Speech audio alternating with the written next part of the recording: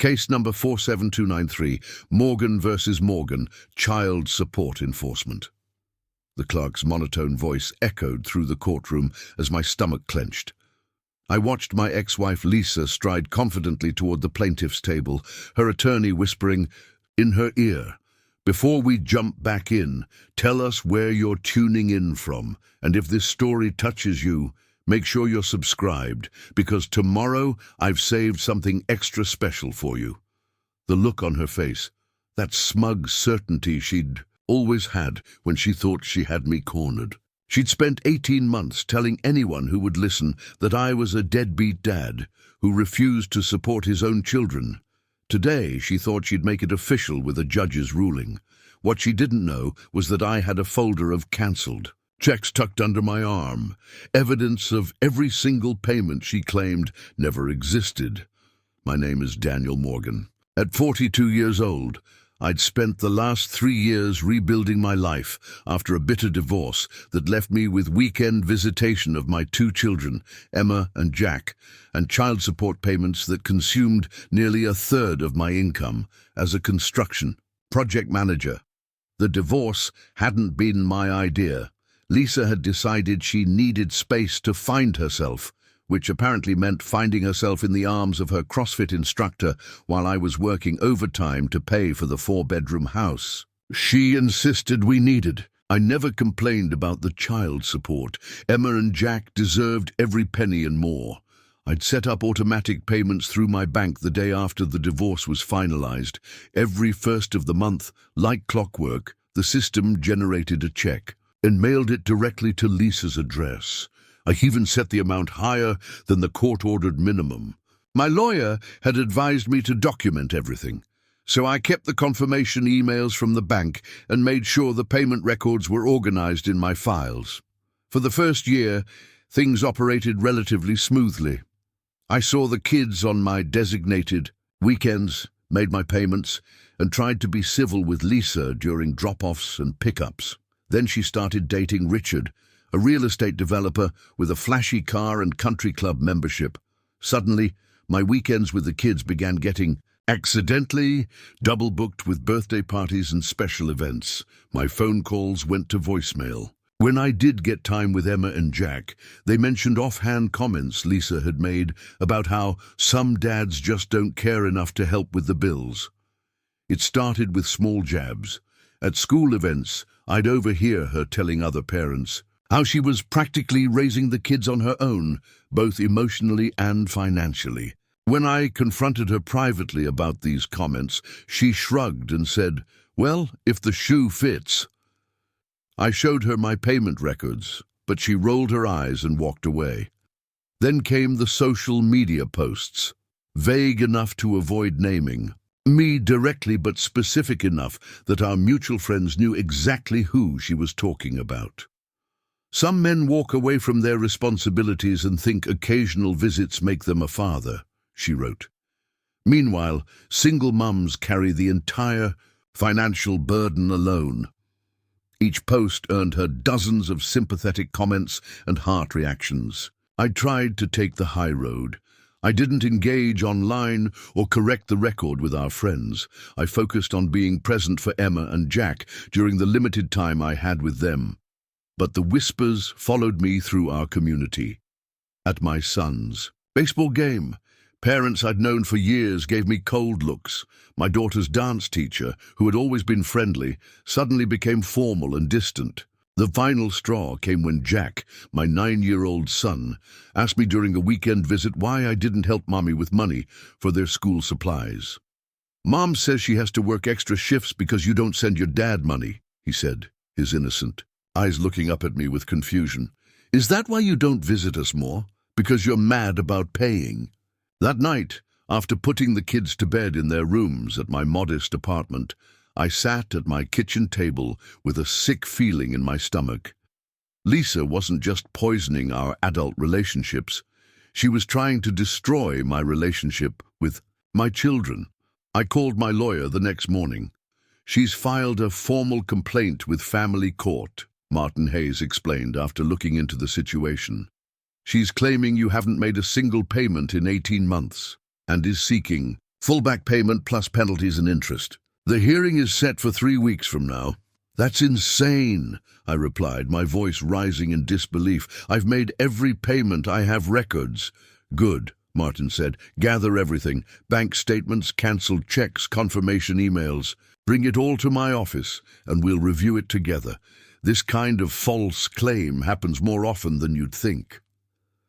I spent that evening pulling together 3 years of immaculate records, every payment clearly documented, organized by month.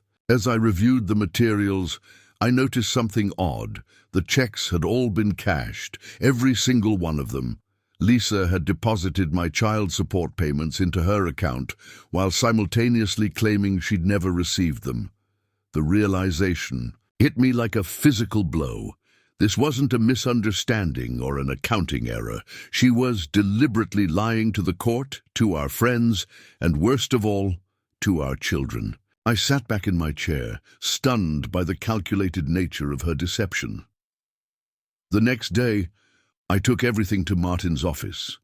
His paralegal, Diane, spent hours reviewing the documentation, nodding with increasing confidence as she worked through the files. "This is comprehensive," she said finally. "The bank statements show the withdrawals from your account. The cancelled checks show her signature on the back of each one. The payment timeline matches exactly with your court-ordered schedule. She doesn't have a case." Martin looked less optimistic. "Technically, you're right, but family court isn't always about the facts. It's often about perception and patterns. Lisa has spent over a year creating a narrative that Daniel is unreliable. Judges are human. They can be influenced by these preconceived notions." "So what do we do?" I asked, feeling that familiar sinking sensation. "We build a counter-narrative," Martin replied. "One based on evidence rather than emotion, and we need to understand what her endgame is here." Diane spoke up. "She filed for full custody last week, citing financial abandonment as the primary justification." The pieces suddenly clicked into place.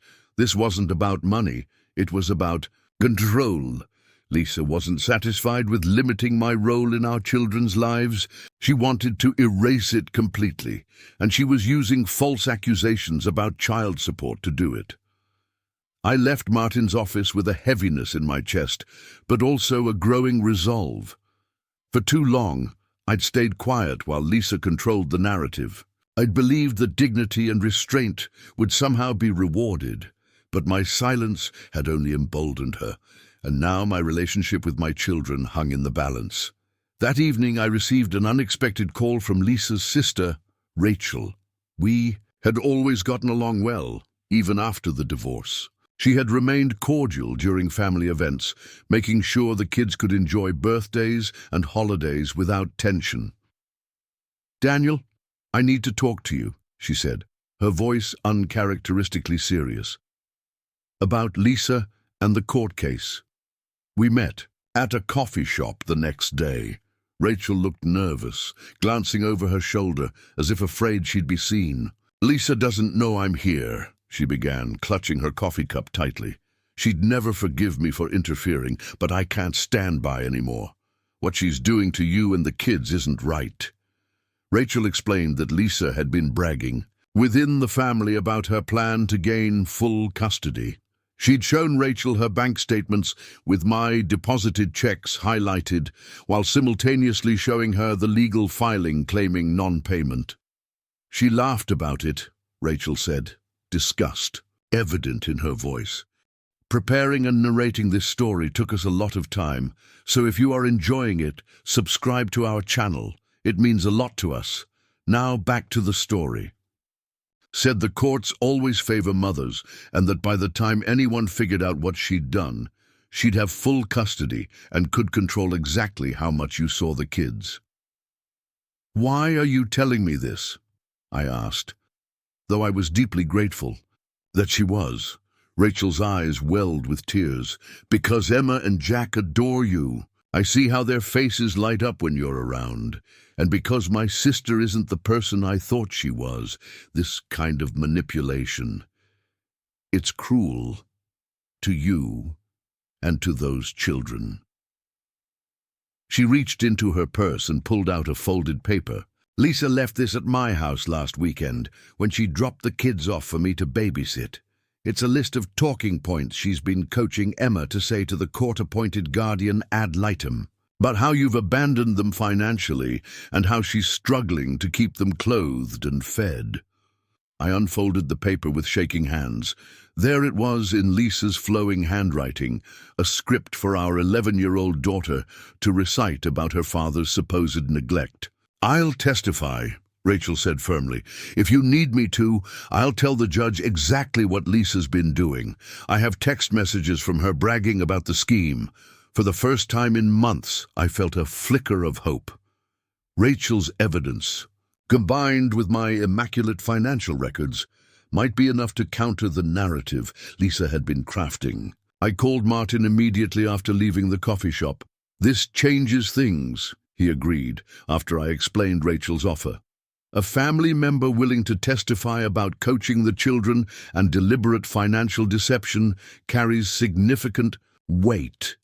But be prepared. When Lisa realizes her sister has turned on her, things could get even uglier." He wasn't wrong. Somehow, Lisa found out about our meeting.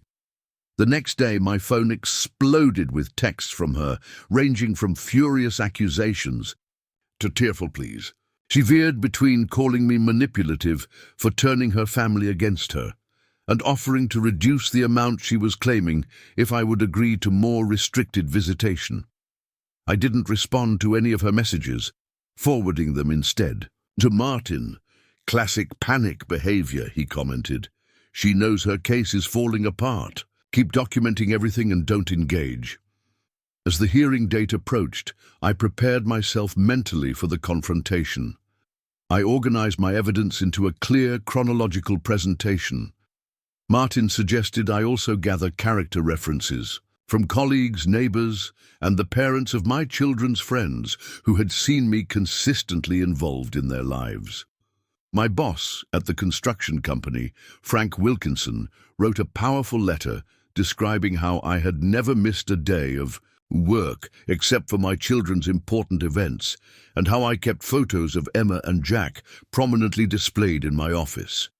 My neighbor, Mrs. Hensley, provided a statement about the regular weekends when my apartment was filled with the sounds of my children's laughter. Jack's baseball coach noted my presence at every game I was permitted to attend.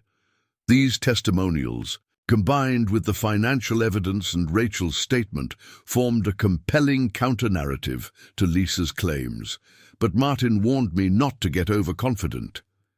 "Family court can be unpredictable," he cautioned. "Come prepared for anything, and remember to keep your emotions in check no matter what Lisa or her attorney say."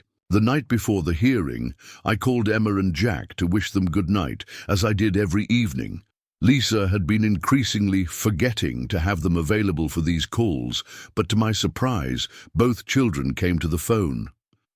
"Dad," Emma said, her voice small and uncertain, "Mum says we have to go to court tomorrow to talk about you not wanting to take care of us anymore." My heart broke at the confusion and hurt in her voice. "That's not true, sweetheart," I said gently. "I'm going to court because I love you and Jack very much, and I want to make sure I can keep taking care of you and seeing you." "But Mom showed us your empty envelope," Jack chimed in. "She said you send them without checks inside to pretend you're helping." The calculated cruelty of this lie stunned me into momentary silence. She was showing my children empty envelopes? Had she actually gone so far as to create fake evidence to show our children? "I promise you both," I finally managed, keeping my voice steady. "That's not true. And tomorrow, the judge is going to help us figure everything out. Just remember that I love you both very much, no matter what anyone else says." After we hung up, I sat in my quiet apartment surrounded by stacks of evidence, proof of my financial support, my character, my devotion as a father. In the morning, I would have to present this evidence calmly and clearly while facing the woman who had deliberately tried to destroy my relationship with my children through calculated lies. I arrived at the courthouse 45 minutes early, dressed in my best suit. Martin met me at the entrance, reviewing our strategy one last time as we made our way through security. Rachel was already waiting in the hallway outside the courtroom, nervously checking her phone. "Lisa knows I'm here," she said when we approached. "She's been texting me all morning, alternating between threats and guilt trips." Martin nodded, grimly. "That's to be expected. Just stick to the facts when you're called to testify. The judge needs to hear the truth. Nothing more or less." We entered the courtroom and took our seats. Moments later, Lisa arrived with her attorney, Gregory Pearson, a slick-looking man with an aggressive reputation in family court. Lisa had done her own careful preparation, dressed conservatively, hair pulled back in a modest style. The picture of a struggling single mother. Our eyes met briefly across the room. The contempt in her gaze was unmistakable, but there was something else too, a flicker of uncertainty. She looked away quickly, leaning to whisper something to her attorney. "All rise. Family Court of Hamilton County is now in session. The Honorable Judge Elaine Watkins presiding." Judge Watkins was a veteran of the family court system, known for her no-nonsense approach and careful attention to detail. As she settled into her chair and reviewed the docket, I took a deep breath and reminded myself to stay focused on the facts, not the emotion. Case number 47293, Morgan versus Morgan, Child Support Enforcement, the clerk announced. "Yes," Judge Watkins said, looking at the file before her. "I see we have a complaint regarding alleged non-payment of child support over an 18-month period, with a request for full back payment, penalties, and a modification of custody, based on financial abandonment. Is that correct, Mr. Pearson?" Lisa's attorney rose smoothly. "That's correct, Your Honor. We have documentation showing a pattern of neglect by Mr. Morgan, who has failed to provide any of the court-ordered support for his children since January of last year. This demonstration of irresponsibility, we believe, requires a re-evaluation of the current custody arrangement." Judge Watkins nodded, then turned to Martin. "And your response to these allegations, Mr. Hayes?" Martin stood. "Your Honor, we categorically deny these accusations.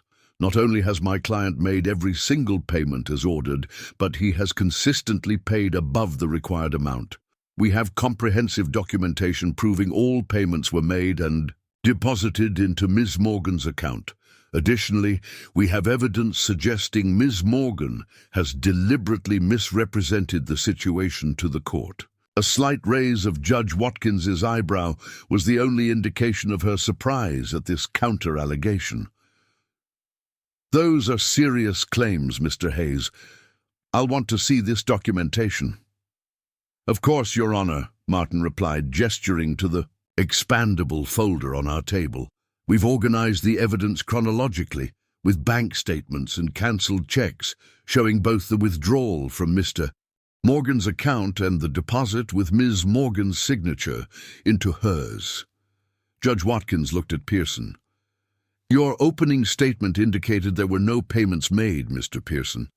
Not that they were insufficient or late, but that they were non-existent. Is that still your client's position?" Pearson glanced at Lisa, who nodded firmly. "Yes, Your Honor. My client maintains she has received no support payments during the period in question." "All right then," Judge Watkins said, leaning back in her chair. "Let's proceed with the evidence.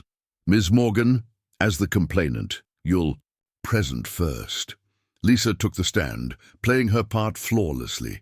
Her voice trembled slightly as she described the hardships of raising 2 children alone, working extra shifts to cover expenses when my checks never arrived. She presented bank statements showing no deposits labeled specifically as child support, and empty envelopes she claimed I had sent as some kind of cruel joke. Throughout her testimony, I kept my expression neutral, though internally I marveled at the extent of her deception. The envelopes were a particularly creative touch, addressed in handwriting that mimicked mine, but with subtle differences an expert would spot instantly. When it was time for cross-examination, Martin approached calmly. "Ms. Morgan, the bank statements you've provided show no line items specifically labeled as child support. That's correct?" "Yes," Lisa replied confidently. "Because I received no child support." Martin nodded thoughtfully. "I see. And your monthly expenses for the children, approximately $2,200 according to your filed statement. You've been covering these entirely on your own." "Yes," Lisa said, with a hint of martyrdom in her voice. "It's been a struggle, but they're my children. Someone had to take care of them." Martin walked to our table and retrieved a document. "Your Honor, I'd like to enter into evidence Exhibit A, Ms. Morgan's complete bank statements for the period in question, obtained via subpoena." Pearson jumped to his feet. "Objection! We weren't informed of this subpoena." "It was included in our discovery response last week, Your Honor," Martin replied mildly. "Page 17 of our submission." Judge Watkins checked her file and nodded. "Objection overruled. You may proceed, Mr. Hayes." Martin handed the document to Lisa. "Ms. Morgan, could you please look at the deposit section for January 15th of last year? Do you see a deposit for $2,500? Lisa shifted uncomfortably. "Yes, but that was a gift from my parents." "I see. And the similar deposits on February 15th, March 15th, and indeed on the 15th of every month for the entire 18-month period in question." Lisa's confidence began to falter. "Those were various deposits, not child support." Martin approached again, this time with a thick stack of papers. "Your Honor, Exhibit B, copies of the cancelled checks from Mr. Morgan's account, each for $2,500, each made out to Lisa Morgan, each with the memo line clearly stating child support for Emma and Jack Morgan, and most importantly, each endorsed with Ms. Morgan's signature before deposit." The courtroom fell silent as Judge Watkins examined the checks. Even from a distance, I could see Lisa's familiar signature on the back of each one. The judge looked up, her expression stern. "Ms. Morgan, these checks appear to directly contradict your testimony. How do you explain the discrepancy?" Lisa looked toward her attorney, who seemed equally surprised by the definitive evidence. Those weren't labeled as child support. When I received them," she stammered, "Daniel never communicated that's what they were for." Martin presented another document. "Exhibit C, Your Honor, Mr. Morgan's divorce decree specifying monthly child support of $800. Note that Mr. Morgan's checks were consistently for $2,500, $700 above his legal obligation." Judge Watkins studied the decree, then looked at Lisa with undisguised skepticism. "So your testimony is that you received monthly checks for $2,500 from your ex-husband, $700 more than his court-ordered child support obligation, but somehow didn't realize these were child support payments, despite the memo line explicitly stating so." Lisa's composure finally cracked. He's trying to make me look bad. Those checks were for other things he owed me." "What other things specifically, Ms. Morgan?" Judge Watkins asked. "House repairs, loans, various expenses," Lisa said vaguely. Martin approached with yet another document. "Exhibit D, Your Honor. Email correspondence between Ms. Morgan and her sister Rachel Collins, dated 3 months ago, in which Ms. Morgan explicitly discusses depositing Mr. Morgan's child support checks while simultaneously filing complaints about non-payment." At the mention of the emails, Lisa's face drained of color. She looked over at her sister, who sat with her hands folded, in her lap, eyes downcast but resolute. Judge Watkins reviewed the emails, her expression growing increasingly severe. Mr. Pearson, did you review your client's claims before filing this action with the court? Pearson, looking distinctly uncomfortable, cleared his throat. Your Honor, I relied on my client's representations and the documentation she provided. I see, Judge Watkins said, her tone making it clear that she found this explanation insufficient. She turned back to Lisa. Ms. Morgan, are you aware that making false statements to this court is perjury, a criminal offense? Lisa's carefully constructed facade crumbled entirely. Tears, genuine ones this time, filled her eyes. I just wanted what was best for my children, she whispered. What's best for your children, Judge Watkins said firmly, is honesty and integrity from both their parents. It is certainly not false accusations designed to damage their relationship with their father. She turned to me. Mr. Morgan, we'll hear your testimony now, though I must say the documentation speaks quite clearly on its own. As I took the stand, I felt a strange calm. For months, I had lived under the cloud of Lisa's accusations, watching as friends and neighbors doubted me, feeling the pain of my own children's confusion. Now, finally, the truth was being heard. I testified simply and factually about my consistent payments, my additional financial support beyond the court-ordered amount, and my commitment to my children. I explained the automatic payment system I had set up to ensure I never missed a payment, even when work took me out of town. When Pearson cross-examined me, his approach was subdued, almost apologetic. He asked a few perfunctory questions about why I hadn't confronted Lisa directly about her accusations, to which I replied that I had, several times, but had been dismissed or ignored.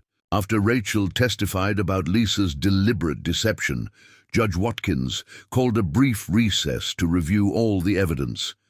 When court resumed 30 minutes later, her decision was swift and unequivocal.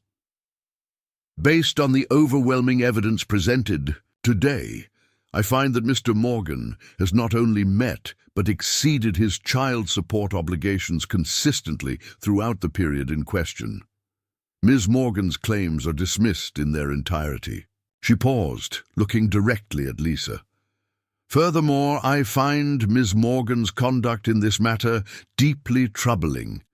She has made false statements to this court, attempted to alienate the children from their father through deliberate deception, and misused the legal system for personal advantage. Judge Watkins shuffled her papers, then continued. In light of these findings, I am ordering the following.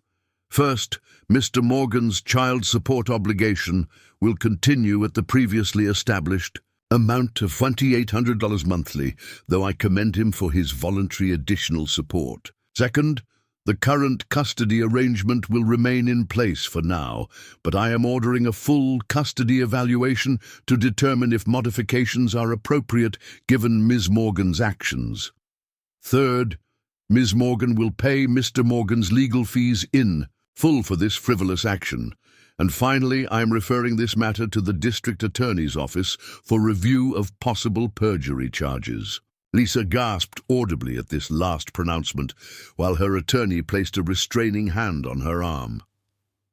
Ms. Morgan, Judge Watkins concluded, this court takes a very dim view of parents who use children as pawns in their personal vendettas. I strongly suggest you reflect on your actions and their impact on Emma and Jack. Court is adjourned. As we filed out of the courtroom, I felt no triumph, only relief that the truth had finally been acknowledged. Lisa rushed past without looking at me, her face streaked with tears, not of remorse, I suspected, but of thwarted plans. Rachel approached me in the hallway. I'm sorry it came to this, she said quietly, but the kids deserve better. Thank you for coming forward, I replied, meaning it sincerely. I know how difficult that must have been. Martin shook my hand firmly. A complete vindication, he said. The custody evaluation will likely work in your favor as well, given what the judge saw today. You might be looking at a much more equitable arrangement in the near future." I nodded, thinking not of winning more time with my children, but of healing the damage Lisa's lies had caused. How do I explain this to Emma and Jack? They've been told for months that I abandoned them financially. "With patience and consistency," Martin advised. "The truth has a way of setting things right over time. Just keep being the father you've always been." That evening, I received a call from Lisa's number. Steeling myself for another confrontation, I answered cautiously, only to hear Emma's voice on the line. "Dad," she said hesitantly, "Mom's been crying all afternoon. She told us you showed some old checks in court and made her look bad." I sighed, recognizing Lisa's continued manipulation. "That's not exactly what happened, sweetheart, but the important thing for you to know is that I have always supported you and Jack, both with my heart and with money, to make sure you have everything you need." "I found something," Emma continued, her voice dropping to a whisper. "In Mum's desk drawer. It's a folder with all these check copies inside. They have your name on them, and they say child support on them." My heart ached at the position my daughter was in, forced to play detective in her own home to discover the truth her mother had hidden. "Emma, you don't need to worry about any of this adult stuff. All you need to know is that I love you, and Jack more than anything in the world, and that will never change." There was a pause on the line. "I think Mom lied to us," she said finally, with the painful directness only children can manage. "About you not caring and not helping." "People sometimes say things they shouldn't when they're upset," I replied, carefully, unwilling to further damage Lisa's relationship with our children, despite everything she had done. "The important thing is that we all find a way to move forward and focus on what matters, which is you and Jack being happy and knowing you're loved by both your parents." After we hung up, I sat on my balcony watching the sunset, reflecting on the day's events. The legal victory felt hollow compared to the emotional damage that had been done. My children had been caught in the crossfire of adult conflicts they couldn't possibly understand, and rebuilding their trust would take time. But for the first time in months, I felt hope. The truth had finally broken through the carefully constructed web of lies. I had remained steadfast in my commitment to my children, both financially and emotionally, despite the obstacles Lisa had placed in my way. And ultimately, that consistency would speak louder than any false accusation. 3 months later, following the court-ordered custody evaluation, Judge Watkins modified our arrangement to give me equal parenting time. Lisa, facing potential perjury charges and the loss of credibility among friends and family who had learned of her deception, had softened her opposition considerably. Emma and Jack now spent alternating weeks at each home, and the regular stability of our time together had begun to heal the wounds of confusion and doubt. During one of our dinner conversations, Jack looked up from his plate with a serious expression. "Dad," he said thoughtfully, "remember when Mom said you didn't send money to help us? I'm sorry I believed her." I reached across the table and squeezed his hand. "You have nothing to be sorry for, buddy. You were just listening to a parent you love and trust, which is exactly what you should do." Emma, more perceptive at 11 than I had been at twice her age, added her own observation. "But now we know to trust both of you, and to remember, there's always 2 sides to every story. Out of the mouths of babes, as they say." My children had learned a painful but valuable lesson about truth and perspective, one I hoped would serve them well in life, despite the difficult circumstances of its teaching. As for me, I had learned that dignity and documentation were powerful allies in the face of deception. The folder of cancelled checks, evidence I had meticulously maintained out of simple responsibility, had ultimately protected not just my financial record, but my relationship with my children. Sometimes, the most powerful response to injustice isn't outrage or escalation, but simply being able to place the truth, calmly and irrefutably, on the table for all to see. When Rachel walked away, I leaned against the courthouse wall, the weight of what had just transpired finally hitting me. For months, I'd been drowning in Lisa's accusations, watching helplessly as friends distanced themselves and my own children began to question my commitment to them. The sudden prospect of setting the record straight left me feeling oddly vulnerable rather than victorious. Martin touched my shoulder lightly. "You should go home, Daniel. Get some rest." This was just the first step. I nodded absently, my mind already racing ahead to what came next. How would I explain this to Emma and Jack? How could I possibly unravel months of Lisa's poisonous narrative without making their mother look terrible in their eyes? Despite everything she'd done, I didn't want my children caught in an emotional tug-of-war. "What's our next move?" I asked Martin as we walked toward the parking garage. "We wait," he replied.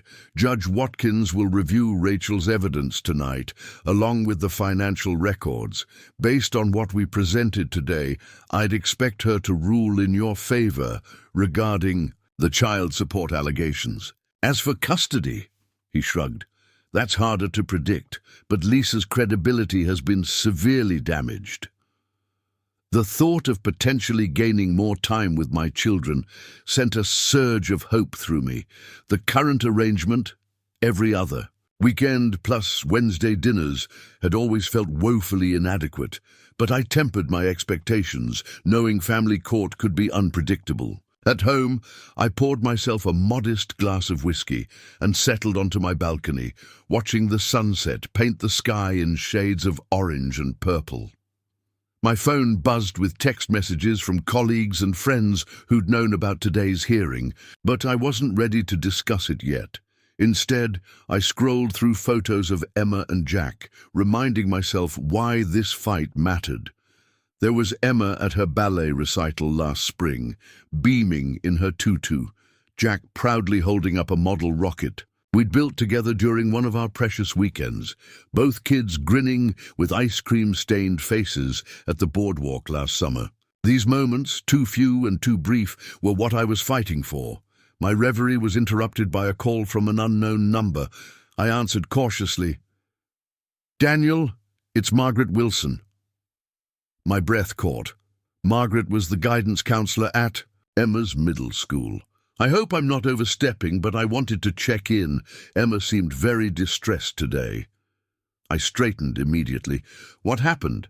Is she okay?" "Physically, yes," Margaret assured me, "but emotionally, she broke down during lunch. Apparently some classmates were discussing the court case. Word gets around in small communities, as I'm sure you know." My stomach twisted. Of course. Lisa would have discussed the case within earshot of her gossipy friends, who would tell their children, who would then tell Emma's classmates. The thought of my daughter facing a public humiliation over her parents' dispute made me physically ill. "What did she say?" I asked, dreading the answer. Margaret hesitated. "She was confused, mostly. Said her mom told her you were being taken to court because you refused to help support them. But that didn't match what she knows of you. She said, and I'm quoting here, 'My dad brings us groceries every time we visit. He bought my dance shoes. He helps us with everything.'" A lump formed in my throat at Emma's defense of me, even amid her confusion. "I spoke with her privately," Margaret continued. "I explained that court matters between parents are complicated and not always what they seem. I suggested she talk directly with both you and her mother before drawing conclusions. I hope that was appropriate." "It was perfect," I assured her. "Thank you for calling and for being there for Emma today."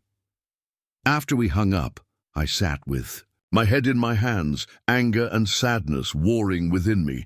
Lisa's reckless allegations weren't just hurting me anymore.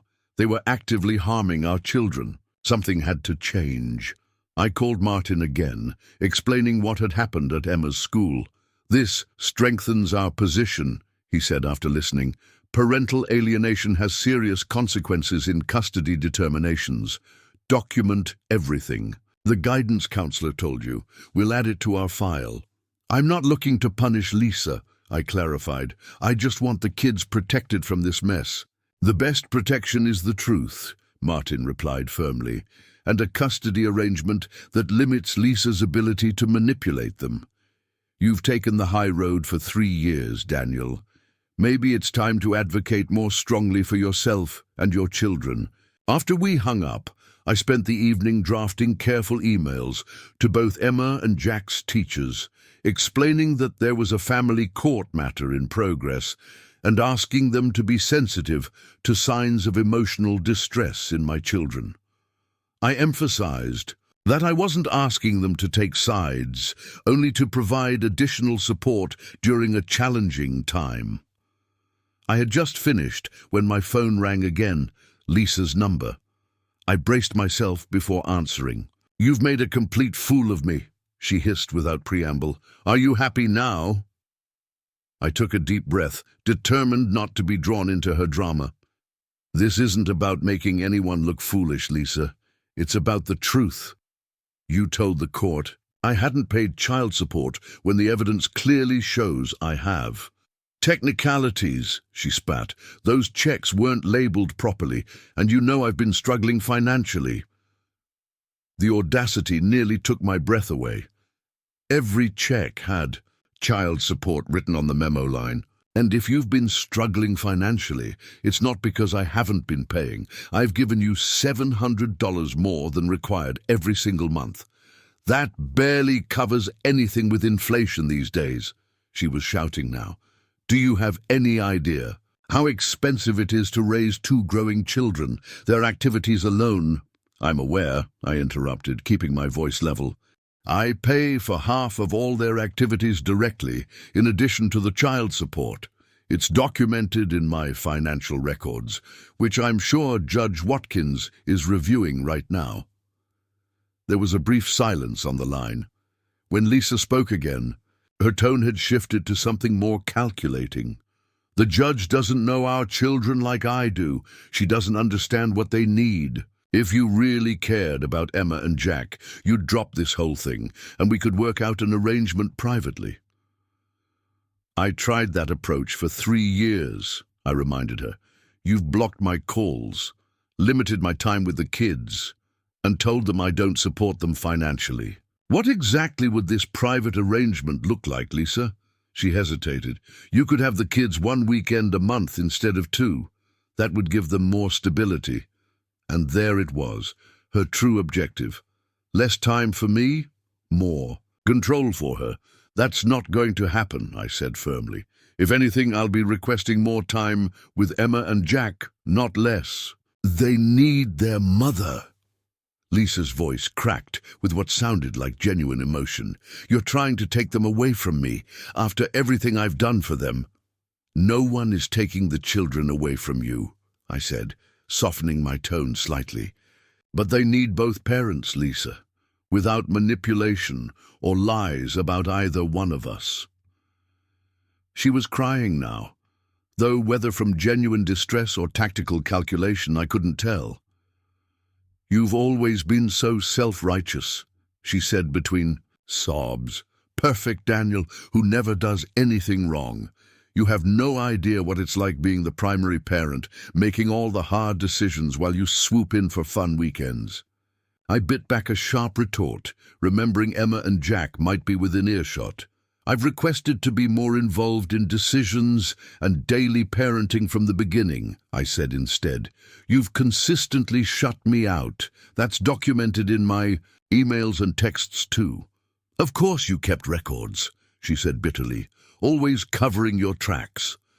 "Not covering tracks, Lisa. Simply protecting myself and the kids from exactly this kind of situation. The hearing continues tomorrow. I suggest you speak with your attorney about the best path forward, because continuing to deny the financial evidence isn't going to work." I ended the call before she could respond, my hands shaking slightly. Conversations with Lisa always left me feeling drained and off balance, questioning my own reality. It was the dynamic that had contributed to our divorce, her ability to twist situations until I doubted my own perceptions. My phone immediately buzzed with a text. "This isn't over. You have no idea what you've started." I forwarded the message to Martin without comment, then tried to distract myself by reviewing work documents for an upcoming project. But concentration proved impossible. My mind kept returning to Emma's breakdown at school, Lisa's threats, and the uncertain outcome of tomorrow's hearing. Sleep came fitfully that night, interrupted by anxiety dreams, where I searched for Emma and Jack in endless courthouse corridors, hearing their voices but never finding them. I woke at dawn, exhausted but too wired to go back to sleep. I showered, dressed carefully in my most professional suit, and arrived at the courthouse a full hour before the scheduled hearing. Martin was already there, reviewing notes with Diane, his unflappable paralegal. "You look terrible," he observed bluntly. "Rough night," I admitted. "Lisa called." Martin raised an eyebrow. "And? What desperate tactics did she employ?" I recounted the conversation while Diane took notes. When I finished, Martin nodded as if I'd confirmed his expectations. Classic manipulation, alternating between aggression, victimhood, and negotiation. She offered reduced visitation as a compromise, hoping you'd take it rather than continue fighting. "She also seems to think she can still win this," I added. "That text she sent afterward was almost threatening." Martin exchanged a glance with Diane. "Actually, there's been a development overnight that might explain her confidence. Gregory, Pearson filed an emergency motion this morning." My stomach dropped. "What kind of motion?" "He's requesting the financial evidence be excluded on a technicality, claiming the subpoena for Lisa's complete bank records violated her privacy rights because it captured non-child support transactions as well." "Will that work?" I asked, alarmed. Martin shook his head. "It's a desperate ploy. The subpoena was properly executed and limited to the relevant time period. Judge Watkins is too experienced to be swayed by this kind of procedural smokescreen, but it tells us something important about their strategy." "They're scrambling," Diane interjected. "If they had substantive arguments against your evidence, they'd be presenting those instead of trying to exclude it entirely." I was about to respond when I noticed Rachel entering the courthouse, looking even more nervous than yesterday. I excused myself and approached her. "Are you okay?" I asked quietly. She shook her head, visibly distressed. "Lisa came to my house last night. She was not herself, alternating between begging me to recant my testimony and threatening to make sure I never saw Emma and Jack again if I didn't." My concern deepened. "Did she threaten you physically?" "No, nothing like that. But she was unhinged, Daniel. I've never seen her like this, even during your divorce. She kept saying she couldn't lose the kids, that you were trying to take them away. I tried explaining that's not what's happening, but she wouldn't listen. I guided Rachel to a quiet corner of the hallway. "Did you document the visit? Times? What was said?" "I did better than that," she replied, pulling out her phone. "I recorded it. Michigan is a one-party consent state for recordings, and after what happened with the child support lies, I wanted protection." She pulled up an audio file and handed me her earbuds. I listened to segments of Lisa's visit, my concern growing with each passing minute. The voice on the recording barely resembled the controlled, articulate Lisa I knew. She rambled, made grandiose statements about knowing people who could make problems for Rachel, then abruptly shifted to tearful pleas about not separating a mother from her children. "This isn't just manipulative," I said, returning the phone. "This sounds unstable. Have you shown this to anyone else?" Rachel nodded. "I sent it to my own attorney this morning for advice. He suggested I bring it to court today." I brought Rachel over to Martin, who listened to portions of the recording with a deepening frown. "This changes things," he said finally. "I'm concerned about the children's immediate welfare if Miss Morgan is exhibiting this level of instability." "What are you suggesting?" I asked cautiously. "We may need to request temporary emergency custody pending a full psychological evaluation," Martin replied. "This recording, combined with the false court filings and Emma's incident at school, suggests a pattern of behavior that could be harmful to the children. The thought of such a dramatic step made me deeply uncomfortable. I don't want to separate them from their mother. I just want honesty and fair access." "I understand," Martin assured me, "but our primary concern must be Emma and Jack's well-being. If Lisa is becoming increasingly unstable, they may need protection from that environment, at least temporarily." As we were speaking, I noticed Gregory Pearson entering the courthouse with Lisa. She looked immaculate as always, not a hint of the unhinged behavior Rachel had described. When she spotted us talking with Rachel, her expression hardened momentarily before she composed herself and whispered something to Pearson. "We should go in," Martin suggested, gathering his materials. "The hearing will start soon." Inside the courtroom, the tension was palpable. Lisa and her attorney sat rigidly at their table, while Judge Watkins reviewed documents with a slight frown. When the proceedings officially began, she looked up with an expression that suggested limited patience. "Before we address the substantive issues in this case, I need to rule on Mr. Pearson's emergency motion to exclude financial evidence," she began. "That motion is denied. The subpoena was properly executed, and the financial records are directly relevant to the claims Ms. Morgan herself initiated. Those records will remain in evidence." Pearson's shoulders sagged slightly, while Lisa whispered urgently in his ear. "Now," Judge Watkins continued, "having reviewed the evidence presented yesterday, I find clear and convincing proof that Mr. Morgan has in fact made all required child support payments, and indeed exceeded his obligations considerably. Ms. Morgan's claim to the contrary is not merely unsupported, but directly contradicted by her own banking records." She shuffled through her papers, then fixed Lisa with a stern gaze. "Ms. Morgan, this court takes a very dim view of false allegations, particularly when they impact children and the parent-child relationship. Your actions suggest either a deliberate attempt to mislead this court or a concerning disconnect from reality." Lisa stood abruptly. "Your Honor, I can explain—" "Ms. Morgan, you'll have an opportunity to address the court shortly," Judge Watkins interrupted firmly. "Please be seated."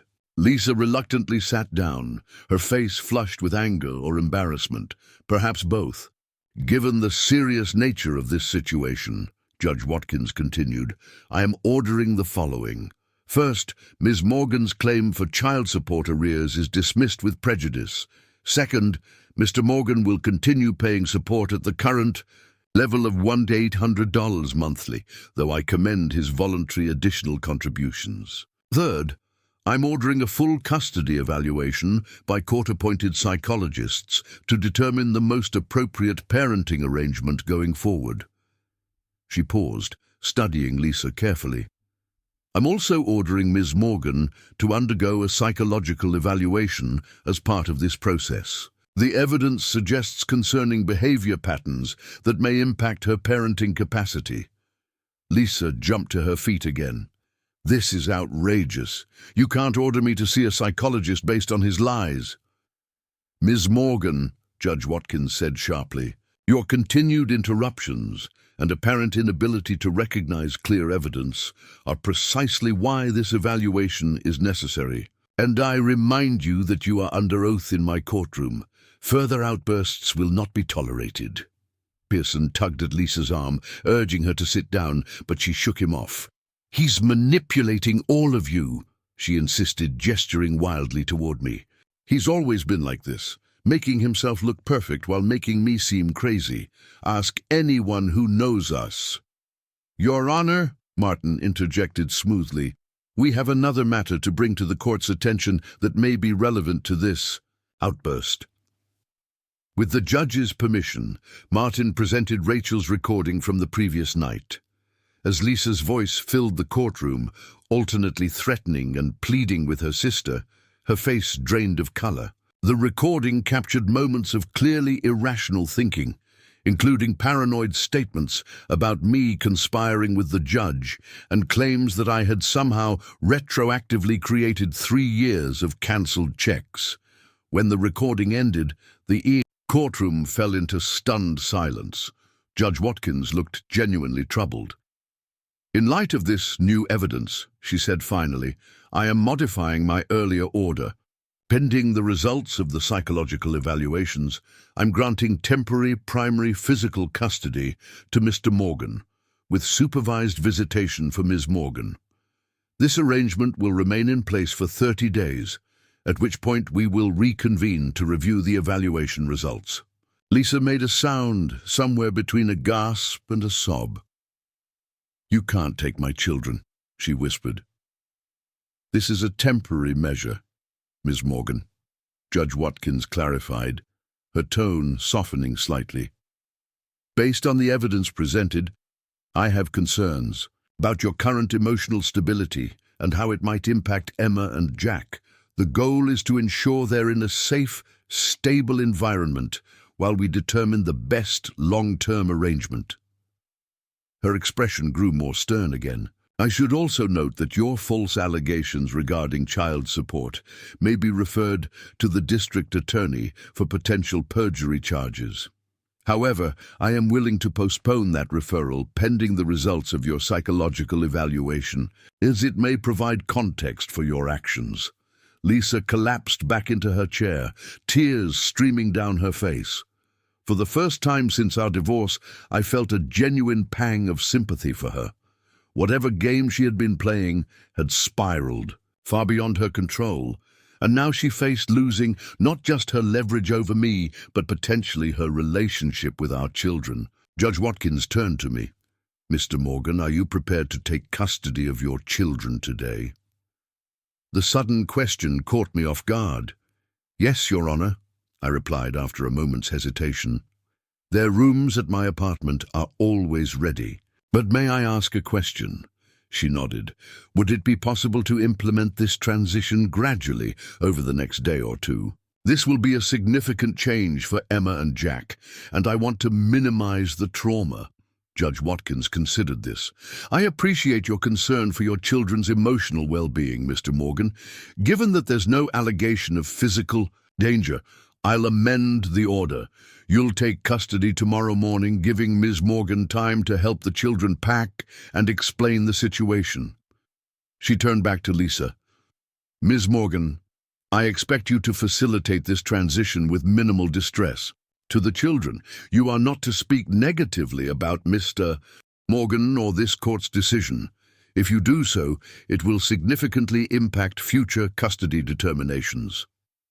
Lisa nodded numbly, seemingly beyond words. "We're adjourned.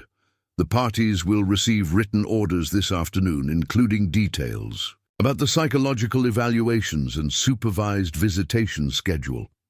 As we gathered our materials to leave, I watched Lisa huddled with Pearson, who appeared to be giving her urgent advice. The fight had gone out of her completely, replaced by a dazed vulnerability that reminded me of the early days of our marriage, when she'd sometimes become overwhelmed by minor setbacks. Martin clapped my shoulder. "Congratulations. This is the best possible outcome at this stage." But I felt no triumph, only a heavy responsibility and lingering concern. "I never wanted full custody," I admitted quietly. "I just wanted fair treatment and honesty. Sometimes we don't get to choose our battles or their outcomes," Martin replied philosophically. "But you're getting what Emma and Jack need right now, stability and protection from an increasingly volatile situation." As we left the courtroom, Rachel approached hesitantly. "I'm sorry it came to this," she said. "I never wanted to hurt Lisa, but the kids." "You did the right thing," I assured her. "Emma and Jack needed someone to speak the truth." In the parking lot, I spotted Lisa standing alone by her car, staring vacantly into the distance. Against Martin's murmured advice, I approached her.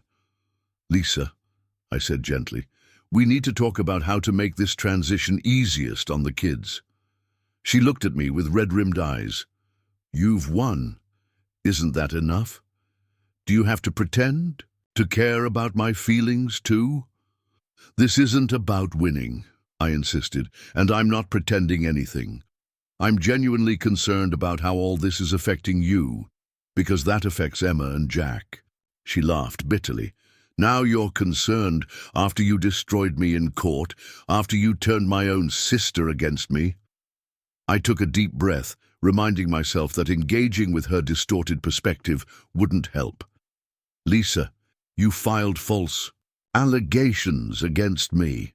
You told our children I wasn't supporting them financially when you were cashing my checks every month.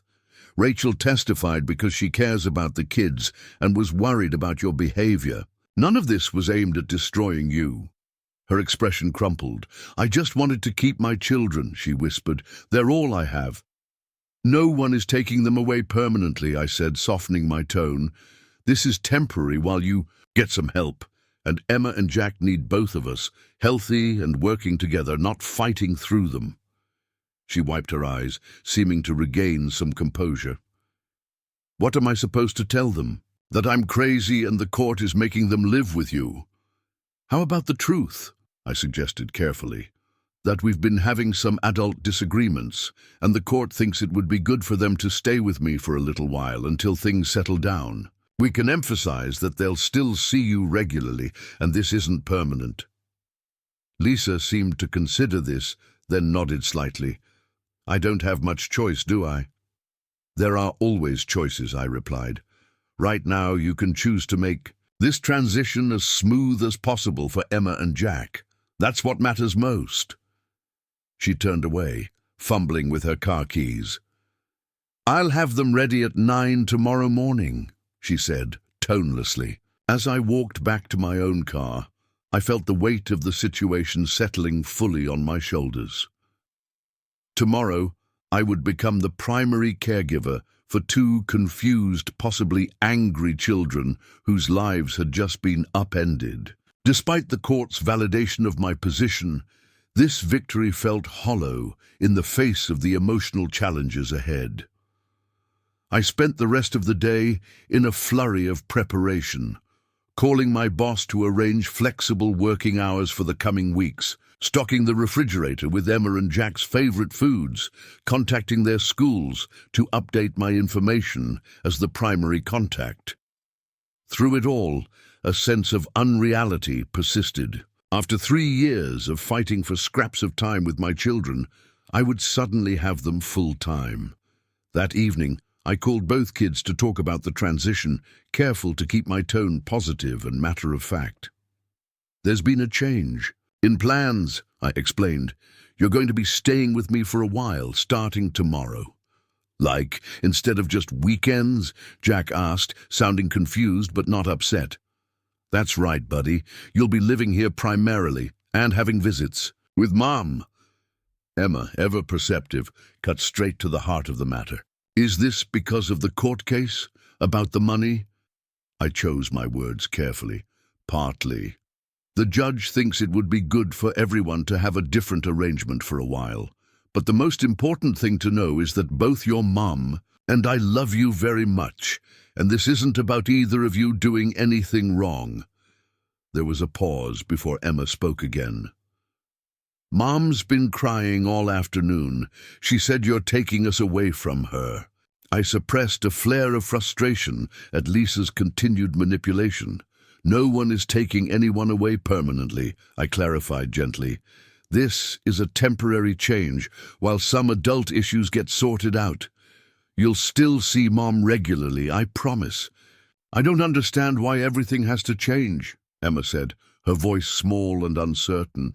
"I know it's confusing," I acknowledged, "and it's okay to feel upset or worried about it. We can talk more about everything once you're settled here. For now, just remember that both your parents love you, and we're going to make sure you're taken care of no matter what the living arrangements are. After we hung up, I sat heavily on my couch, emotionally drained. The evidence had vindicated me completely regarding the child support allegations, but the larger situation had escalated beyond anything I'd anticipated. Instead of simply clearing my name, I'd inadvertently triggered a custody revolution that would fundamentally reshape all our lives. As I prepared for bed that night, I found myself wondering if there had been signs of Lisa's instability that I'd missed during our marriage or in the years since. Had her false allegations been a calculated power play that backfired, or symptoms of a deeper psychological issue? Either way, our children were caught in the crossfire of a conflict that had grown far beyond its original boundaries. Tomorrow would bring a new chapter for all of us, one I hadn't sought, but now had to navigate with as much grace and wisdom as I could muster. As their father, I would need to help Emma and Jack understand changes they hadn't asked for, manage my own complicated feelings about Lisa, and create a stable home amid the turbulence of court proceedings and psychological evaluations. I fell asleep, thinking not of my legal victory, but of the small practical concerns that suddenly filled my horizon. Lunch preparations, homework routines, morning schedules, the mundane, essential scaffolding of parental care that I had been denied for too long and now needed to reconstruct overnight. Whatever came next, I was determined to prove Judge Watkins' faith in me justified, not by scoring points against Lisa, but by providing Emma and Jack with the stability, honesty, and unconditional love they deserved through this difficult transition. The cancelled checks had cleared my name, but how I handled this unexpected custody change would define my legacy as a father. The morning I was scheduled to pick up Emma and Jack dawned with an unseasonable chill. I'd barely slept, spending most of the night second-guessing my readiness for full-time parenthood after 3 years of restricted access. My apartment, though comfortable with 2 bedrooms for the kids, suddenly seemed inadequate compared to the family home Lisa had kept in the divorce settlement. Would they resent the downsizing? Would they blame me for the disruption? I arrived at Lisa's house, our old house, precisely at 9:00 a.m. The familiar brick colonial with its wraparound porch still evoked a complicated mix of nostalgia and loss, though I'd grown accustomed to the brief, awkward exchanges on the doorstep. During normal custody transitions, today would be different. Today, I would walk away with my children for more than just a weekend visit. I knocked and waited, noticing the neglected flower beds that Lisa had once maintained meticulously. Another small sign of her changing behavior in recent months, perhaps. The door opened to reveal not Lisa but Emma, her expression guarded, eyes slightly swollen as though she'd been crying. "Hey, sweetheart," I said gently. "Are you all packed and ready?" She nodded without speaking, stepping back to let me enter. The interior was unexpectedly chaotic, moving boxes scattered around, some half-filled with household items. I frowned, momentarily confused, until Lisa appeared from the kitchen, her expression carefully blank. "What's going on with the boxes?" I asked cautiously. "What does it look like?" she replied, her voice brittle. "I'm downsizing. Can't afford this place on my own anymore. Now that you've convinced the court, I'm unstable." I bit back a defensive response, mindful of the children's presence. "Where's Jack?" I asked instead. "Still upstairs. He's moving slowly this morning." Lisa brushed past me to close a box of books, not exactly enthusiastic about the new arrangements. Emma hovered in the doorway, clearly uncomfortable with the tension. I gave her a reassuring smile. "Why don't you double-check your room? Make sure you've got everything you need for the next few weeks. I'll go see if Jack needs help." She nodded gratefully and disappeared upstairs. When we were alone, Lisa's composed facade crumbled slightly. "Are you satisfied now?" she asked in a harsh whisper. "You've taken my children and forced me out of my home. I haven't taken anyone permanently. I reminded her quietly, this is temporary while you get help. And I didn't ask the court for the house. That was never part of my petition. I can't afford the mortgage without the child support covering some of the costs, she snapped, something you well know. I stared at her, momentarily speechless. Lisa, the child support was never meant for the mortgage. It's for the children's expenses. You keep the full amount even though they're staying with me now. She laughed bitterly. Such generosity. And where exactly am I supposed to live? Where am I supposed to have my supervised visits with my own children? In some soulless apartment complex? The irony wasn't lost on me, considering I'd been living in exactly that kind of apartment since the divorce. But arguing would only escalate tensions before I had to drive the kids home. We can discuss logistical challenges later, I said firmly. Right now, my priority is making this transition as smooth as possible for Emma and Jack. Lisa crossed her arms, studying me with narrowed eyes. You think you've won, don't you? That this is all settled. This isn't about winning or losing, I said, for what felt like the 100th time. It's about what's best for the kids right now. Her expression shifted, a calculated smile replacing the hostility. You know, Daniel, the psychological evaluation works both ways. I wonder what they'll find when they dig into your perfect facade. Everyone has secrets. The implied threat sent a chill through me, though I had nothing to hide. I welcome the evaluation, I replied calmly. I have nothing to fear from an objective assessment. We'll see. She turned away as footsteps sounded on the stairs. Jack appeared, dragging a too-heavy suitcase that bumped loudly behind him. At 9, he still had his baby-faced innocence, though the strain of recent events had left shadows under his eyes that no child should have. Hey, buddy, I said, moving to take the suitcase. Let me help with that. He relinquished it without argument, his expression solemn. Mom says we have to live with you now because the judge made a mistake. I glanced sharply at Lisa, who avoided my gaze. That's not exactly right, I said carefully. The judge made a decision based on what she thinks is best for you and Emma right now. It's not about mistakes. It's about giving everyone some time to sort things out. But we'll come back, right? Jack persisted, when things are sorted out. The question hung heavily in the air. Lisa watched me intently, clearly curious how I would answer. The future living arrangements will depend on what's best for both of you, I said honestly.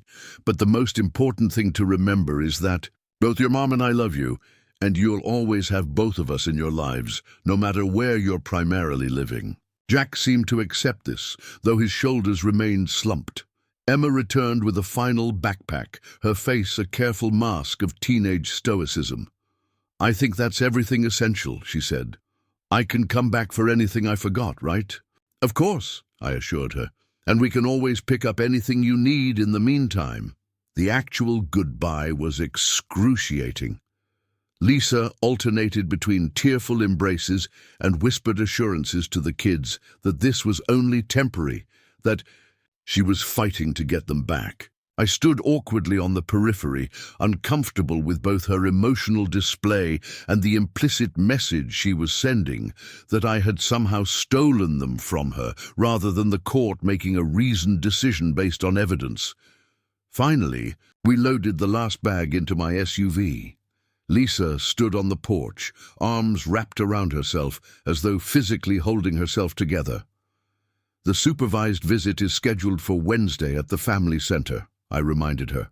3 to 5 p.m. She nodded stiffly. I'm aware of the schedule. As we pulled away, I checked the rearview mirror to see both children looking back at their mother, and Lisa crumpling against the porch column, her composure finally breaking. My stomach twisted with a complicated mix of vindication, pity, and concern. This wasn't the outcome I had sought when I defended myself against her false allegations, yet here we were. The drive to my apartment was quiet, both children lost in their own thoughts. I resisted the urge to fill the silence with reassurances. or questions, giving them space to process the transition. Only when we arrived did I address the elephant in the room. "I know this is a big change," I said as we unloaded their bags, "and it's okay to feel confused or upset about it. I want you both to know that you can talk to me about anything you're feeling without worrying about hurting my feelings or saying the wrong thing."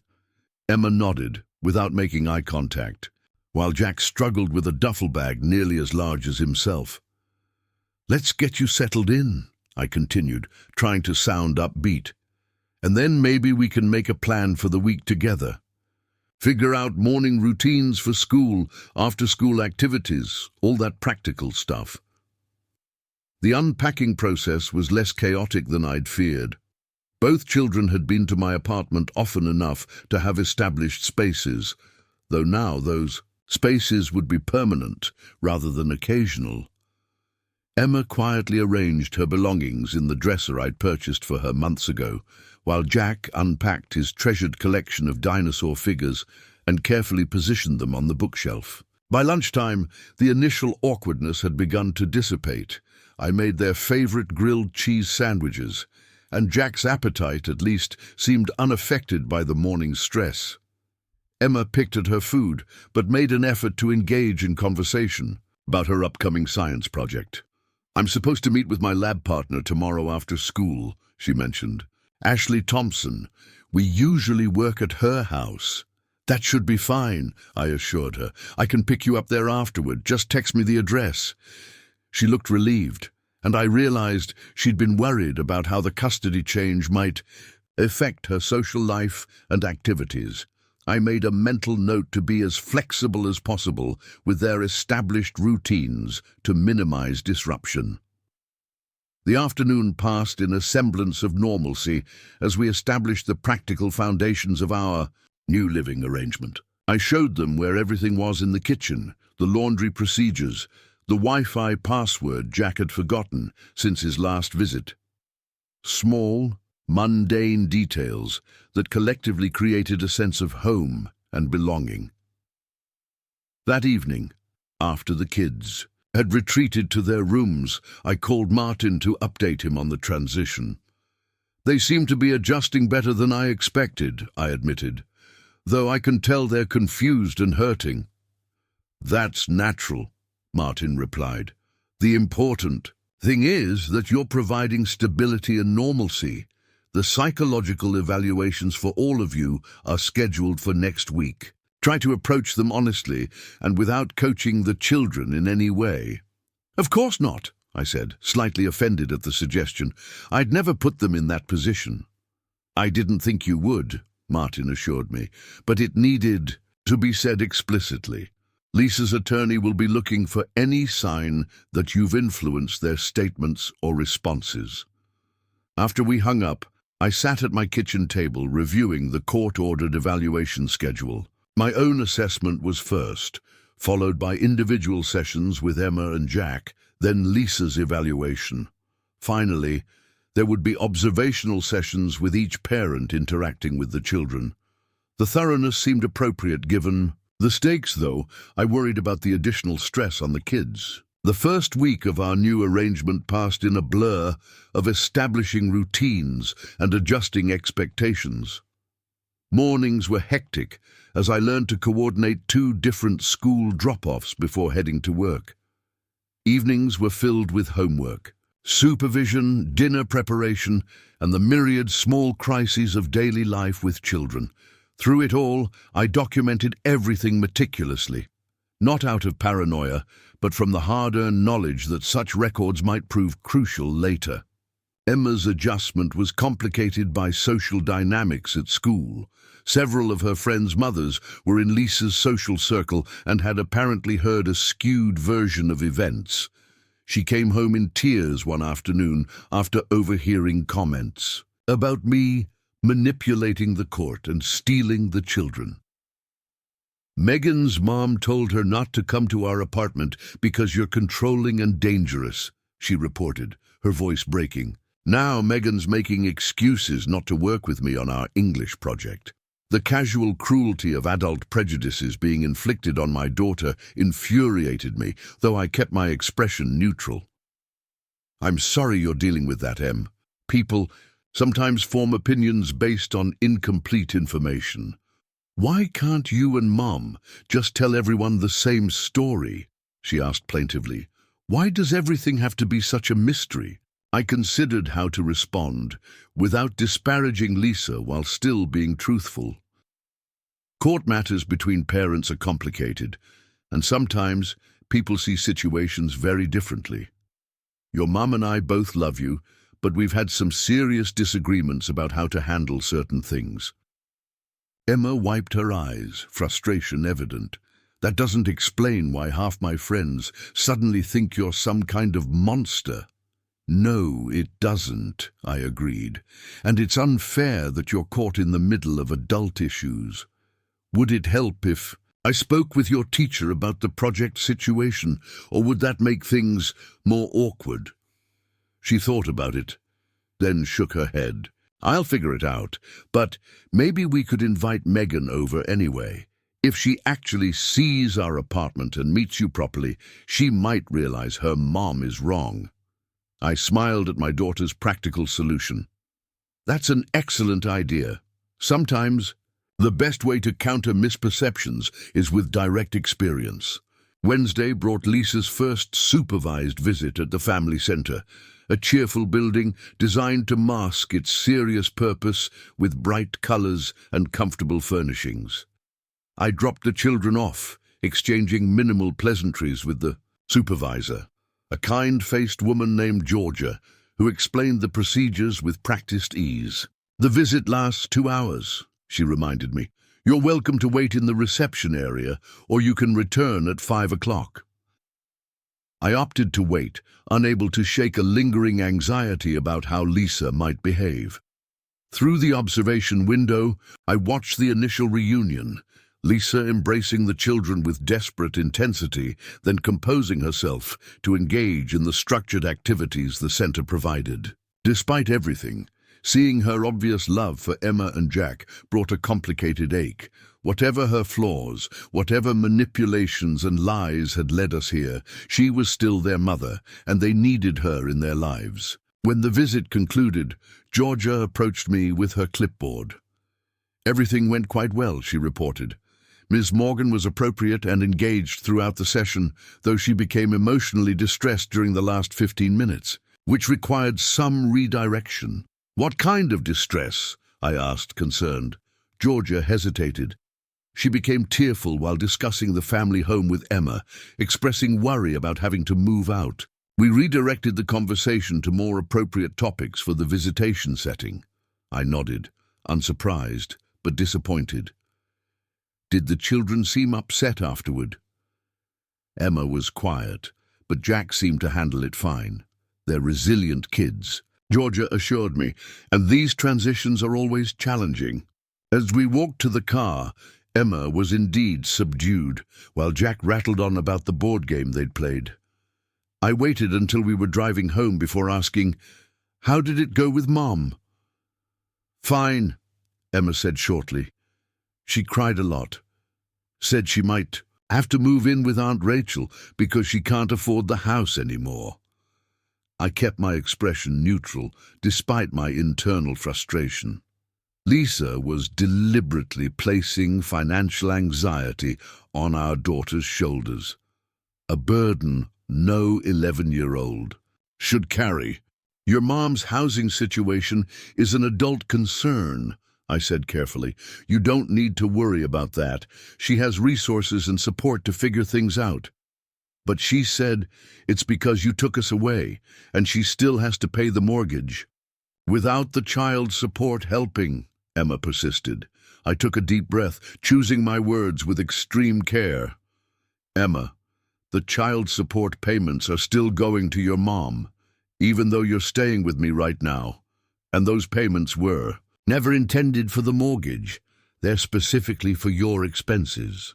The house payment has always been your mom's responsibility, just like my apartment rent is mine. Then why did she say that? Emma demanded, tears of frustration welling in her eyes. I can't speak for your mom, I replied gently. I can only tell you that adult financial matters are complicated, and sometimes adults say things when they're upset that aren't entirely accurate. The important thing for you to know is that both your mom and I will always make sure you and Jack have safe, comfortable places to live. Emma fell silent, clearly unconvinced, but unwilling to pursue the painful topic further. The incident highlighted the ongoing challenge I faced, countering Lisa's narrative without explicitly calling her a liar, protecting the children from inappropriate burdens while still being honest with them. The psychological evaluations began the following week. My session with Dr. Markowicz, a courtly man in his 60s with kind eyes and a direct manner, lasted 3 hours and covered everything from my childhood to my parenting philosophy. I answered honestly, even when the questions probed uncomfortable. Areas like my feelings about Lisa and my fears for the children's emotional well-being. You've maintained remarkable restraint in your discussions with the children about their mother, Dr. Markowicz noted toward the end of our session, even when directly confronted with misinformation she's provided. They deserve to maintain a positive relationship with both parents, I explained. Alienating them from their mother would only hurt them in the long run, regardless of how frustrated I might feel about her actions. He nodded thoughtfully. And if the court grants you permanent primary custody, how would you facilitate their relationship with Ms. Morgan then? The question caught me off guard. I hadn't allowed myself to think that far ahead. I would encourage regular, consistent contact, I said after a moment's consideration. I'd want them to feel their mother remains a vital part of their lives. Regardless of the living arrangements, every child deserves 2 loving parents whenever possible. Dr. Markowicz made a final note, then closed his folder. Thank you for your candor today, Mr. Morgan. The children's evaluations will take place tomorrow and Thursday after school. I'll observe your interactions with them next Monday and Ms. Morgan's the following day. I left the session emotionally drained, but oddly relieved. After months of having my character questioned and motives doubted, the simple act of being heard by an objective professional felt validating. The continued attention to documentation and evidence, the same approach that had vindicated me regarding the child support payments, would hopefully serve the children's best interests in the custody determination as well. That evening, I tried to prepare Emma and Jack for their upcoming evaluations without influencing their responses. Dr. Markowicz is going to talk with each of you separately, I explained during dinner. He just wants to understand how you're feeling about everything that's happened and how you're adjusting to the changes. Is he going to ask about Mom? Jack questioned around a mouthful of pasta. Probably, I acknowledged. He's trying to get a complete picture of your lives and relationships with both parents. And what should we say? Emma asked. Her fork paused mid-air. The truth, I replied simply. Whatever that is for you. Your honest feelings and experiences are what matter, not what either your mom or I might want to hear. She studied me skeptically. Even if the truth isn't what you want, especially then, I assured her, this isn't about me or your mom winning some contest. It's about figuring out what arrangement works best for you and Jack going forward. She seemed to accept this, though her expression remained guarded. Mom said we should tell him how much we miss our real home and how we want to go back to living with her. The direct coaching disturbed me, but I kept my voice level. Your mom wants you back with her, which is natural. I want what's best for you, even if that turns out to be different from the current arrangement. The most important thing is for you to speak from your own feelings, not what either of us tells you to say. The conversation highlighted the fundamental difference in our approaches. While Lisa sought to script their responses to serve her interests, I recognized that their authentic experiences were what mattered most, even if those experiences sometimes reflected poorly on me. My commitment to this principle would be tested repeatedly in the weeks ahead. The children's evaluations proceeded without incident, though both returned looking emotionally spent. I respected their privacy by not probing for details, instead focusing on comforting rituals, favorite meals, movie nights, and unstructured time to decompress. The following Monday, Dr. Markowicz observed my interactions with Emma and Jack in a comfortable room at his office, designed to feel like a home environment rather than a clinical space. Despite my awareness of the evaluation, our interactions flowed naturally, helping Jack with his math homework, discussing Emma's upcoming choir performance, negotiating screen time limits with good-natured compromise. The ordinary, unremarkable rhythm of family life that had been denied to me for 3 years. You've established a comfortable rapport with them in a relatively short time as primary caregiver, Dr. Markowicz commented afterward, while the children waited in the reception area. It's built on the foundation of our regular weekends and Wednesday dinners, I explained. I've always tried to maximize quality engagement during my limited time with them. He made a note before continuing. Ms. Morgan's supervised visitations have been going well, according to the center reports. She seems to be making an effort to maintain appropriate boundaries during the sessions. I nodded, genuinely pleased to hear it. That's good. The kids need her to be emotionally stable and supportive right now. And her evaluation is scheduled for tomorrow, he added. The full assessment and recommendations will be submitted to the court next week, ahead of the 30-day review hearing. As I drove the children home, I realized we had reached a pivotal moment in our journey. After weeks of documentation, testimony, and evaluation, the path forward would soon be determined by professionals weighing evidence rather than emotion. The same approach that had vindicated me regarding the child support allegations would now shape our family's future custody arrangements. Whatever the outcome, I was committed to maintaining the principles that had guided me through this challenging period, prioritizing the children's well-being over my own vindication, facilitating their relationship with both parents regardless of personal conflicts, and continuing to document everything meticulously in case further challenges arose. The cancelled checks that had started this journey had done more than clear my name. They had catalyzed a necessary re-evaluation of our family dynamics and parenting arrangements. While I hadn't sought the primary custody role that had been temporarily granted, I had embraced it fully, proving through consistent action rather than mere assertion that my commitment to Emma and Jack transcended any conflict with their mother. As we arrived home, the children raced each other to the apartment door, arguing good-naturedly about whose turn it was to choose the dinner menu. Watching them, I felt a surge of gratitude beneath my lingering anxiety about the upcoming court decision. Whatever happened next, these weeks of normal, everyday parenting had been a gift, one I would treasure regardless of the custody determination that lay ahead. The morning of the custody review hearing arrived with unexpected sunshine. After a week of rain, I'd been awake since 4, reviewing notes with a cup of coffee that had long gone cold, mentally preparing for whatever the day might bring. Dr. Markowicz's evaluation had been submitted to the court 3 days earlier, but neither Martin nor I had been permitted to see it before the hearing. Standard procedure, but frustrating nonetheless. Emma found me at the kitchen table, still in her pajamas, hair tousled from sleep. "You're up early," she observed, sliding into the chair across from me. "Couldn't sleep," I admitted, closing my folder. "Big day," she nodded solemnly. "The judge decides today, right? About whether we stay with you or go back to Mom's." "That's right. Judge Watkins will review Dr. Markowicz's recommendations and make a decision about the best arrangement going forward." Emma traced the wood grain of the table with her finger, not meeting my eyes.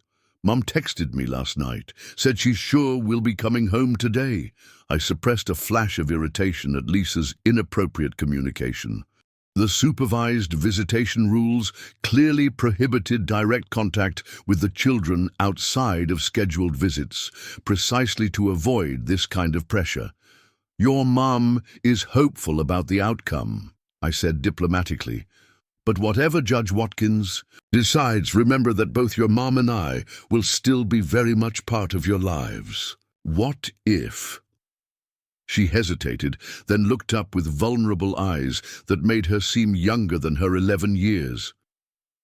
"What if I don't know what I want? Is that bad?" I reached across the table to cover her hand with mine.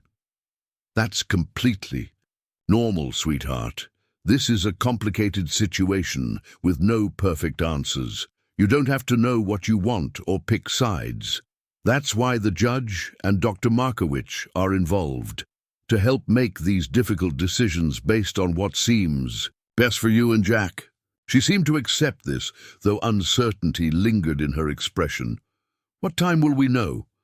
"The hearing is at 11, depending on how long it takes, probably early afternoon. You'll be in school, but I promise to tell you everything. As soon as you get home, you'll pick us up today, not Mom, right?" The anxiety in her voice revealed how deeply the uncertainty was affecting her. "Yes," I assured her, "no matter what the judge decides, any changes wouldn't happen immediately. There would be a transition plan." Jack appeared in the doorway, rubbing his eyes sleepily. Unlike his sister, he'd adapted to the new living arrangement with surprising resilience, quickly establishing comfortable routines. Still, I noticed how he hesitated now, sensing the serious conversation. "Morning, buddy," I said, forcing cheerfulness into my voice. "Ready for pancakes?" The ordinary rituals of breakfast and school preparation provided welcome distraction from the looming hearing. I dropped both children off with extra long hugs and reassurances, then headed to Martin's office for our final preparation. "How are you holding up?" he asked, as I settled into the chair across from his desk. "Hanging in there," I replied, concerned about the kids mostly. Emma's especially anxious about today's outcome. Martin nodded sympathetically. "That's understandable. And how are you feeling about the possibilities?" I considered the question carefully. "Cautiously optimistic, I suppose. The temporary arrangement has gone well overall. The kids have adjusted. Their teachers haven't reported any concerning changes in behavior or academic performance, and the supervised visits with Lisa have been mostly positive, according to the center reports." "All good points," Martin agreed. "And Lisa's psychological evaluation? No idea. She hasn't mentioned it to the kids, which might be a positive sign, or might mean she's been instructed not to discuss it." Martin shuffled through his notes. "Based on the court communications, Dr. Markowitz completed a thorough assessment of all parties and directly observed parent-child interactions in controlled settings. His recommendations will carry significant weight with Judge Watkins. And if those recommendations don't go our way," I asked, voicing the fear I'd been avoiding. "Then we adjust and adapt," Martin said pragmatically. "Remember, this isn't binary, full custody with you or full custody with Lisa. There's a spectrum of possible arrangements. The most likely outcome is some form of shared custody with specific parameters based on Dr. Markowitz's observations." I nodded, trying to focus on the practical rather than the emotional aspects. "Should we be prepared for Lisa to introduce new allegations or issues?" "It's possible, but less likely at this stage. The psychological evaluation process is thorough and designed to identify any relevant concerns. If she had substantial new issues to raise, they should have emerged during her sessions with Dr. Markowitz." This was reassuring, though I'd learned not to underestimate Lisa's capacity for unexpected maneuvers. We spent the next hour reviewing procedural details and discussing potential outcomes and responses.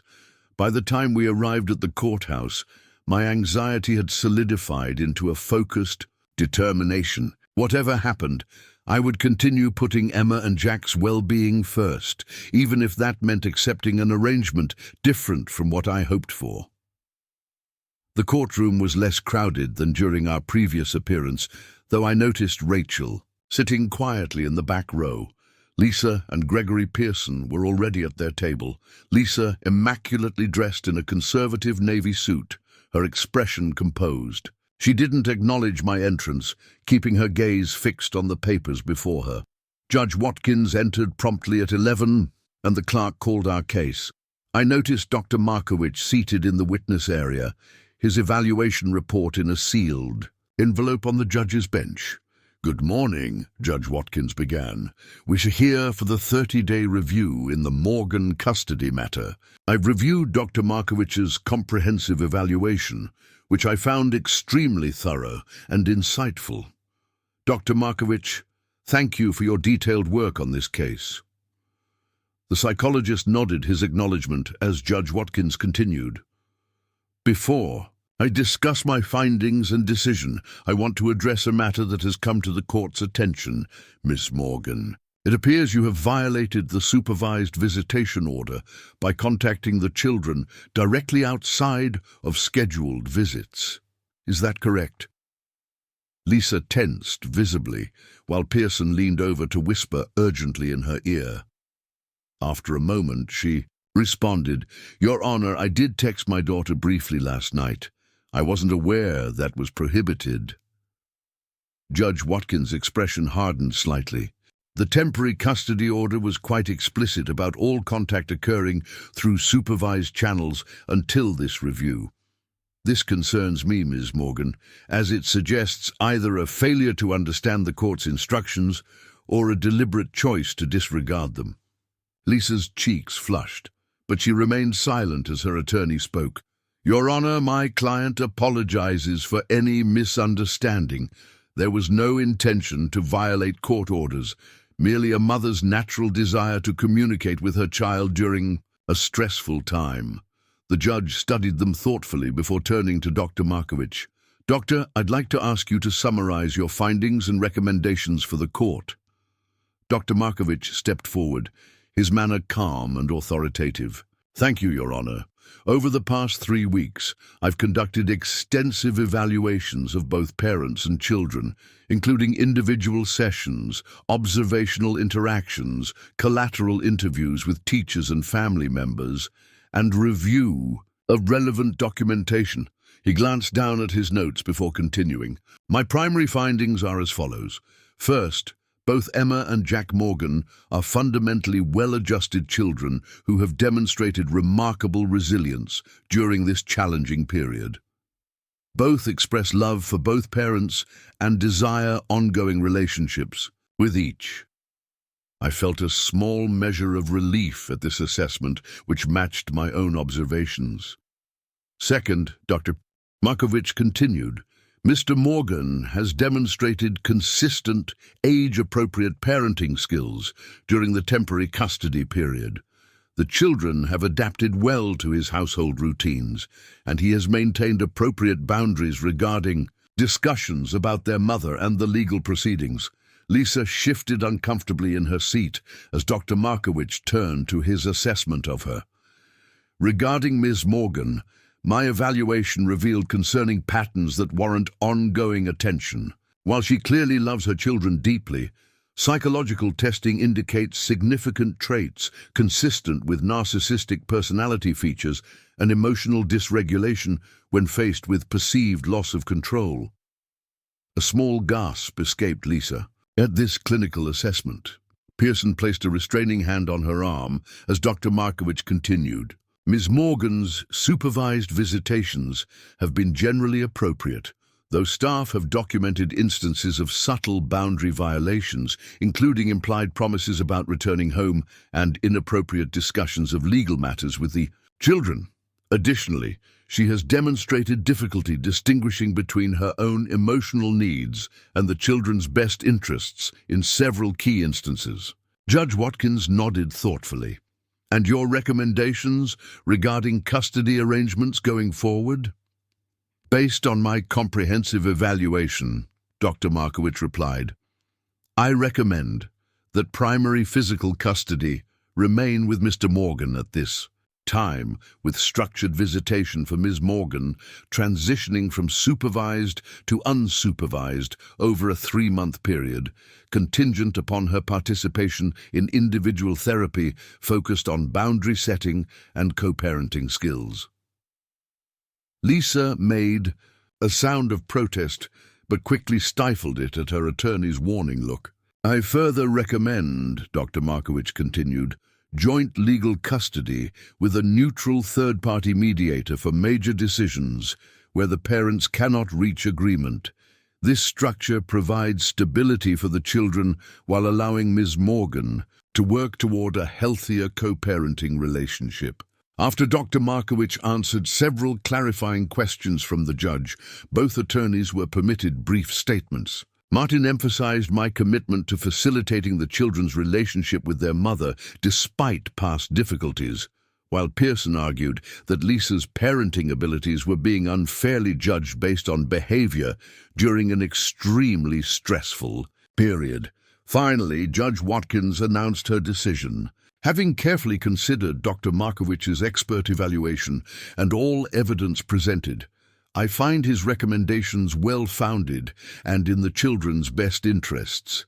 Therefore, primary physical custody of Emma and Jack Morgan will remain with their father, Daniel Morgan, with a structured visitation schedule for Lisa Morgan as outlined in Dr. Markowitz's report. She detailed the specific schedule: Wednesday evenings and alternating weekends, initially supervised, but transitioning to unsupervised over 3 months if certain therapeutic benchmarks were met.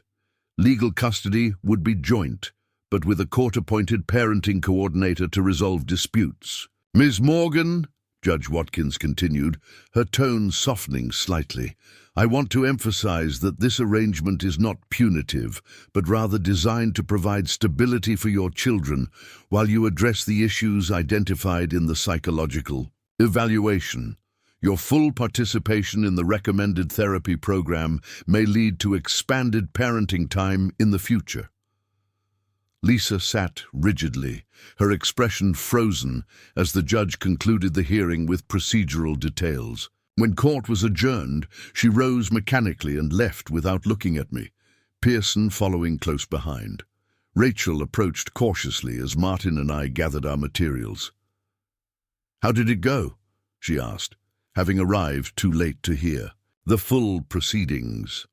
Primary custody remains with me," I said quietly. Lisa gets structured visitation, transitioning from supervised to unsupervised if she participates in therapy. Rachel's relief was visible. "That's good news. For the kids, I mean. They need consistency right now." "How is she?" I asked, nodding toward the door Lisa had exited through. Despite everything, I couldn't help worrying about her emotional state after such a significant setback. "Struggling," Rachel admitted. "She's put everything into fighting this battle, convinced herself the children would be returning home today. I'm concerned about how she'll handle this disappointment." "Is she still planning to move from the house?" Rachel sighed.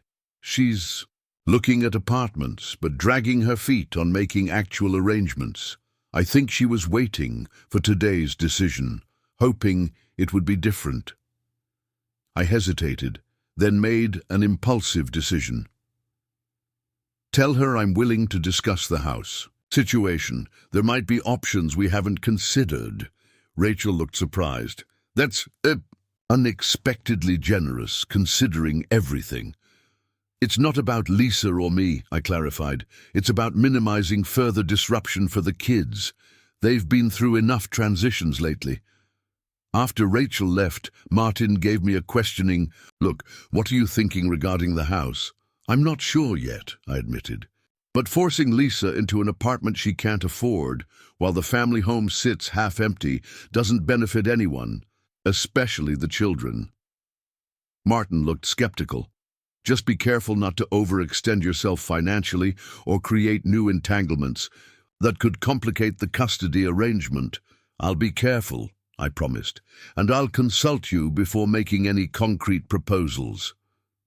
The rest of the day passed in a blur of practical preparations. I notified the children's schools of the custody decision, scheduled a consultation with the court-appointed parenting coordinator, and prepared how I would explain the judge's decision to Emma and Jack in age-appropriate terms. When I picked them up from school, both immediately sensed something significant had happened. "What did the judge say?" Emma asked before even buckling her seatbelt. "Let's talk at home," I suggested. "It's a bit complicated and I want us to be comfortable for the discussion." At the apartment, we gathered in the living room. I'd prepared simple snacks, their favorites, hoping the familiar comfort food might ease the conversation. "The judge decided that you'll continue living primarily with me," I began gently. "You'll see Mom regularly, Wednesday evenings and every other weekend, but this will be your main home for now." Jack processed this straightforwardly. "So, things stay like they are now?" "Pretty much," I confirmed. "The main difference is that after a while your visits with Mom won't need to be at the family center anymore. They'll just be regular visits at wherever she's living." Emma's reaction was more complex. "Did Mom do something wrong? Is that why we can't live with her?" I chose my words with extreme care. "This isn't about anyone doing something wrong. The judge and Dr. Markowitz made this decision based on what they think is most stable and healthy for you and Jack right now. Mom loves you both very much, and she'll still be a big part of your lives. But she said we'd definitely be coming home today," Emma persisted, confusion and disappointment evident in her voice. "I know she believed that would happen," I acknowledged. "And I understand it's disappointing when things don't work out as we hope or expect. The important thing to remember is that both your mom and I love you, and we'll both be in your lives consistently, no matter where you're primarily living." The conversation continued with practical questions about schedules and logistics, which I answered as straightforwardly as possible.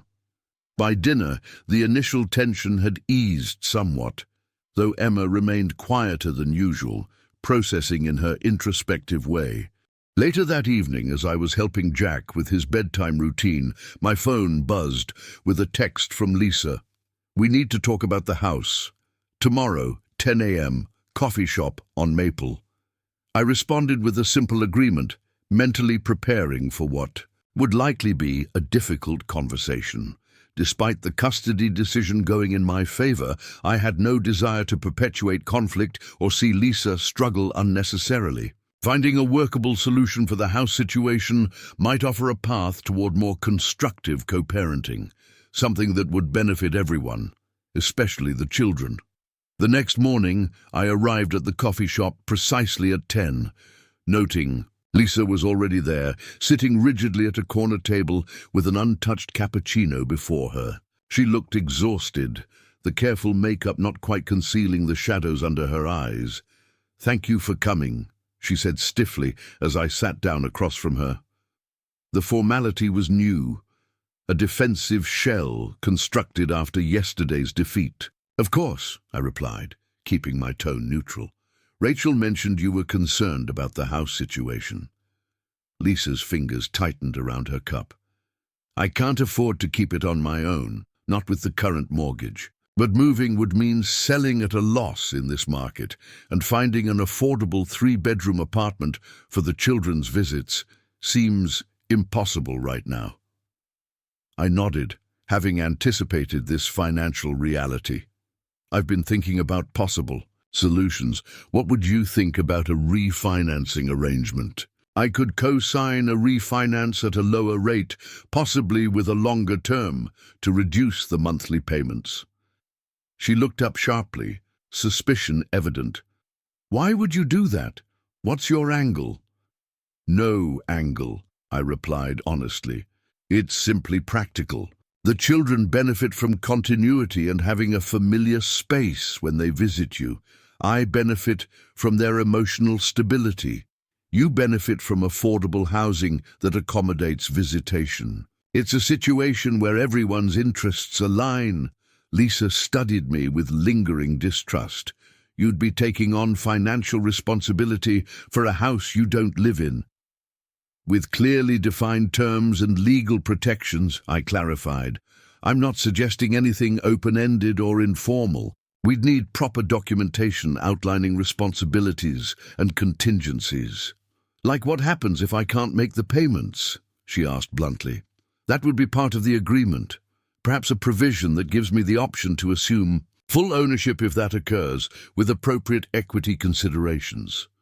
I kept my tone businesslike, emphasizing the practical aspects rather than emotional ones. Lisa sat back, considering the proposal. You've thought this through. I have. It's worth exploring if it creates more stability for Emma and Jack.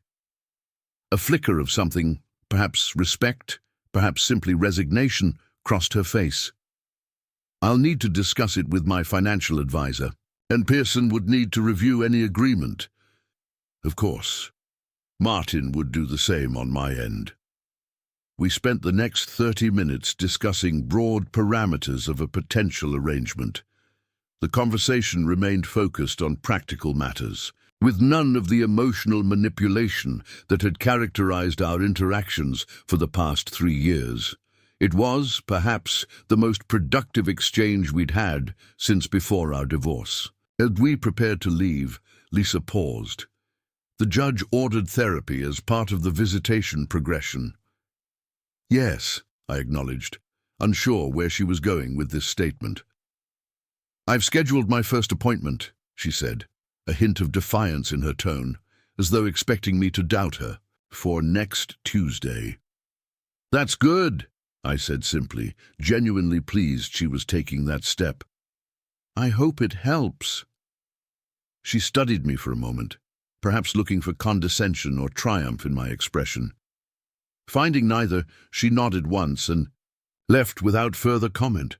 As I drove home, I reflected on the subtle shift that seemed to be occurring.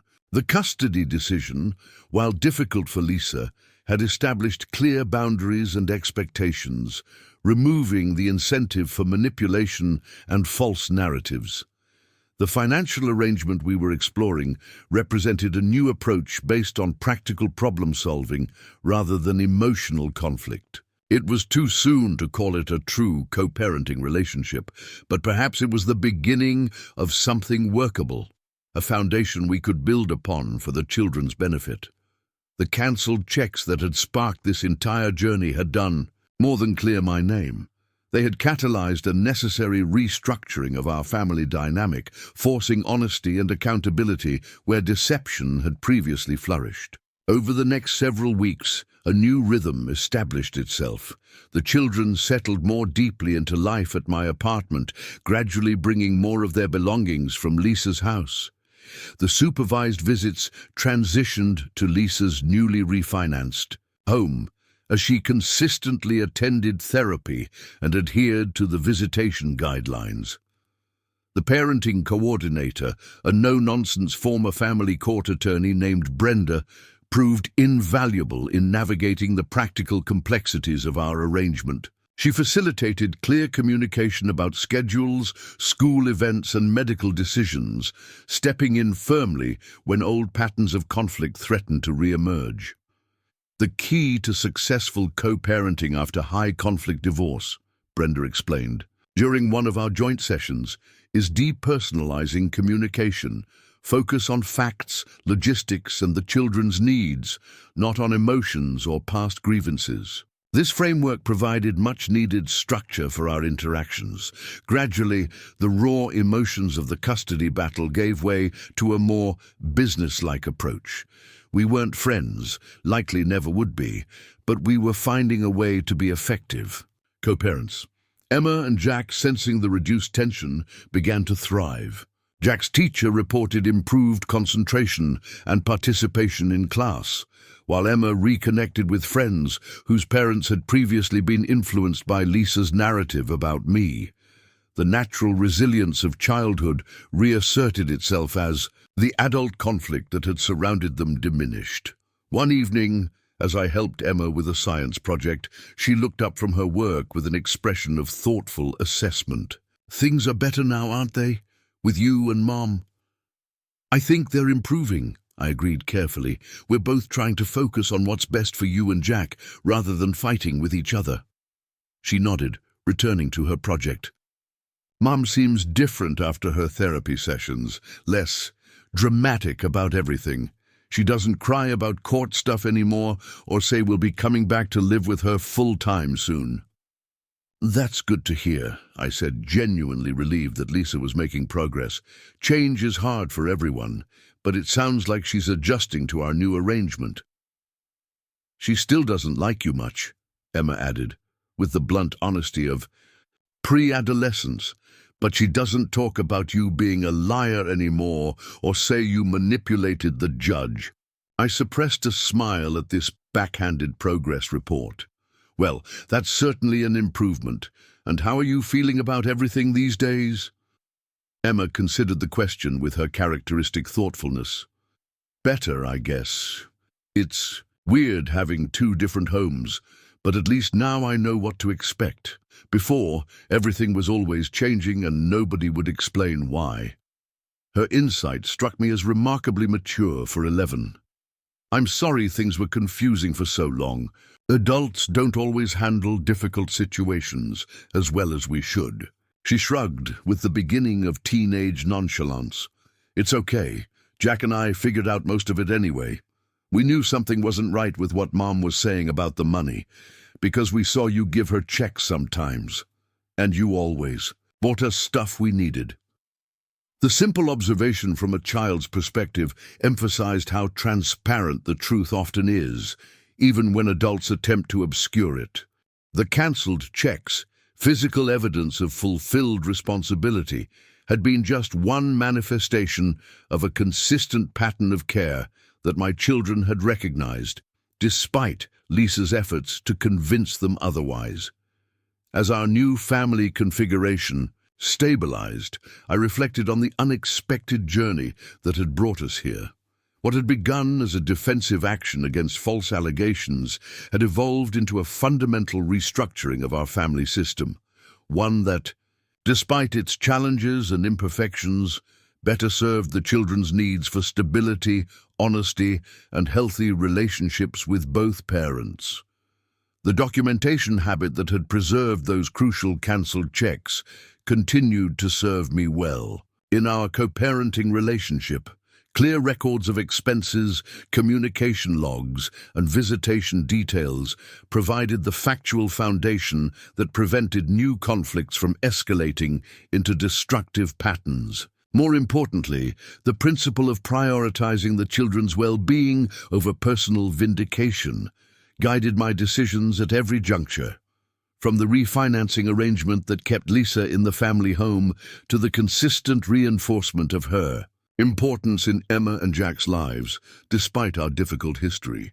In family court and beyond, I had discovered that the most effective resistance to manipulation and deception wasn't anger or retaliation, but rather a steadfast commitment to truth, documentation, and focusing on the children's best interests. The cancelled checks that cleared my name had opened the door to a new chapter for our reconfigured family, one built on clearer boundaries, greater honesty, and the hope of healthier relationships for everyone involved. 6 months after the custody hearing, I stood at the back of the elementary school auditorium watching Jack receive his Most Improved Student award.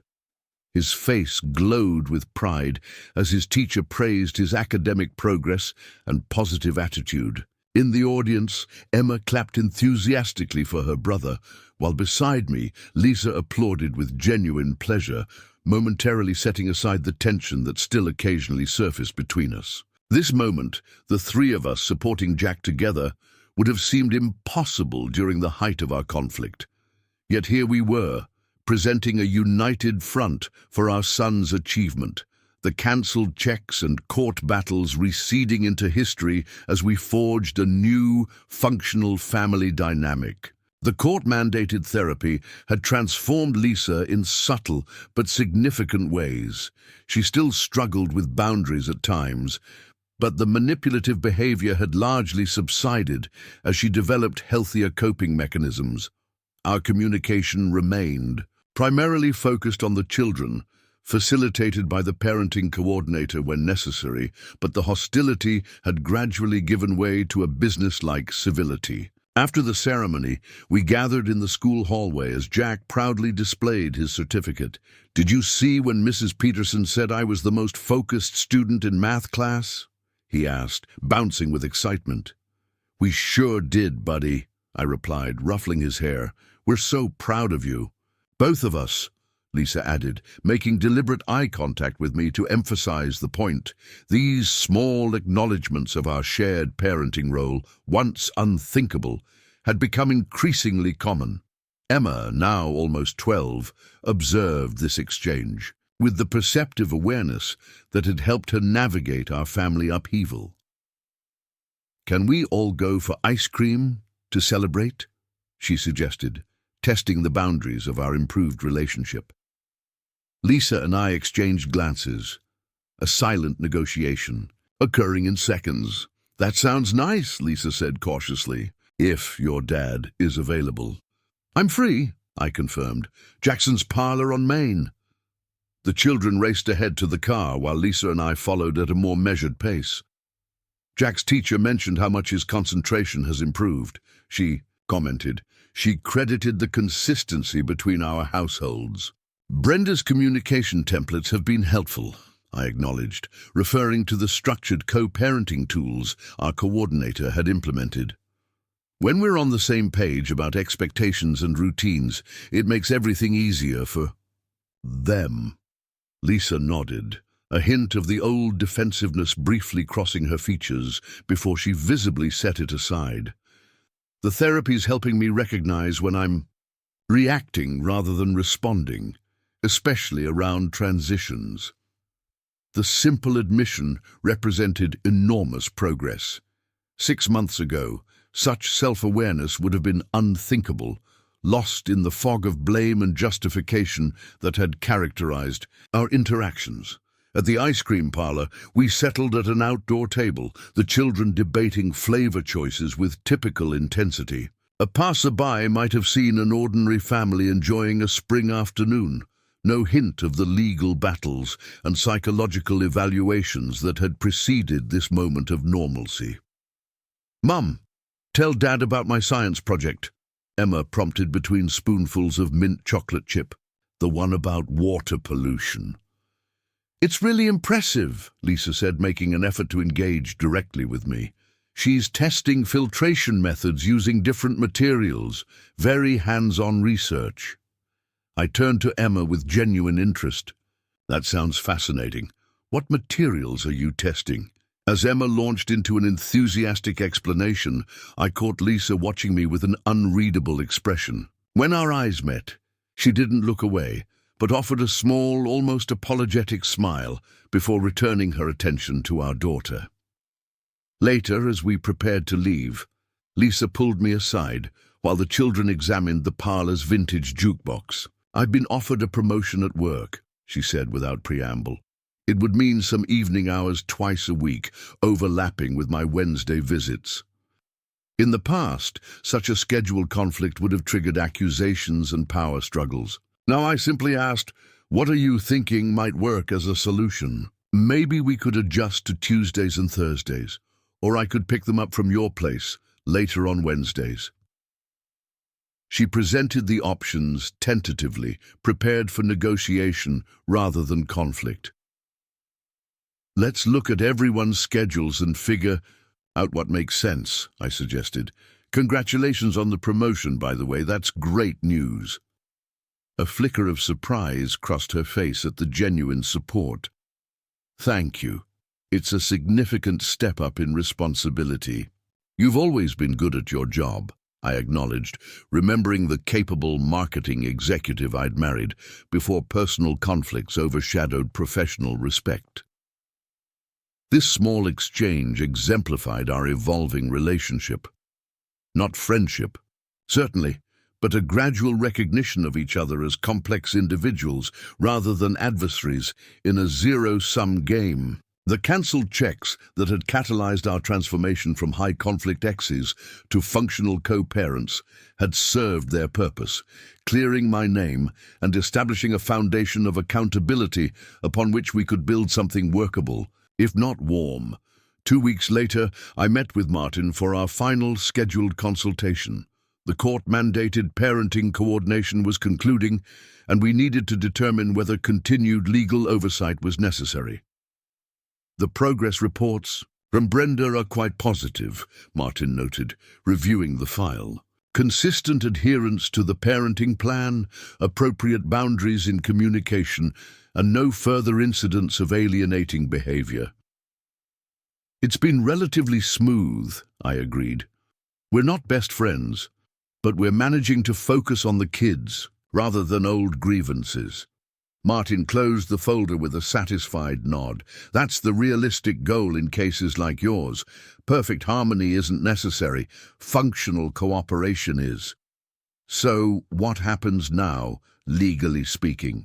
The existing custody order remains in place, but without the oversight mechanisms. You and Lisa are essentially graduating to independent co-parenting. If significant issues arise, you can always return to court. But based on the current trajectory, I don't anticipate that being necessary. As I drove home, I reflected on the journey that had begun with those cancelled checks, concrete evidence of fulfilled responsibility in the face of false accusations. The simple act of maintaining careful records, a habit ingrained through years of financial prudence, had ultimately preserved not just my reputation, but my relationship with my children. Emma and Jack were waiting when I arrived home, eager to begin our weekend together. Our apartment, once a temporary haven during weekend visits, had become a true home, filled with their belongings, schoolwork, and the comfortable clutter of daily life. While Lisa kept the family house, this space had evolved into something equally meaningful, a place where our reconstructed family thrived in its new configuration. "Dad, can we have a cookout on the balcony tonight?" Jack asked, already rummaging through the refrigerator. "I want to try grilling those vegetable skewers like we saw on that cooking show." "Sounds perfect," I agreed, smiling at his enthusiasm. "Emma, you in charge of marinade again?" My daughter looked up from her book with a grin. Obviously, Jack always makes it too spicy. Their easy banter, the casual certainty that their suggestions would be heard and respected, represented the security they'd found in our new arrangement. The consistency and stability they'd lacked during the conflict years had been restored, allowing their natural resilience to flourish. Later that evening, as we enjoyed our meal on the balcony overlooking the city park, Emma broached the subject I'd been expecting. "So, Brenda's not going to be working with you and Mom anymore?" "That's right," I confirmed. "The court thinks we're doing well enough on our own now."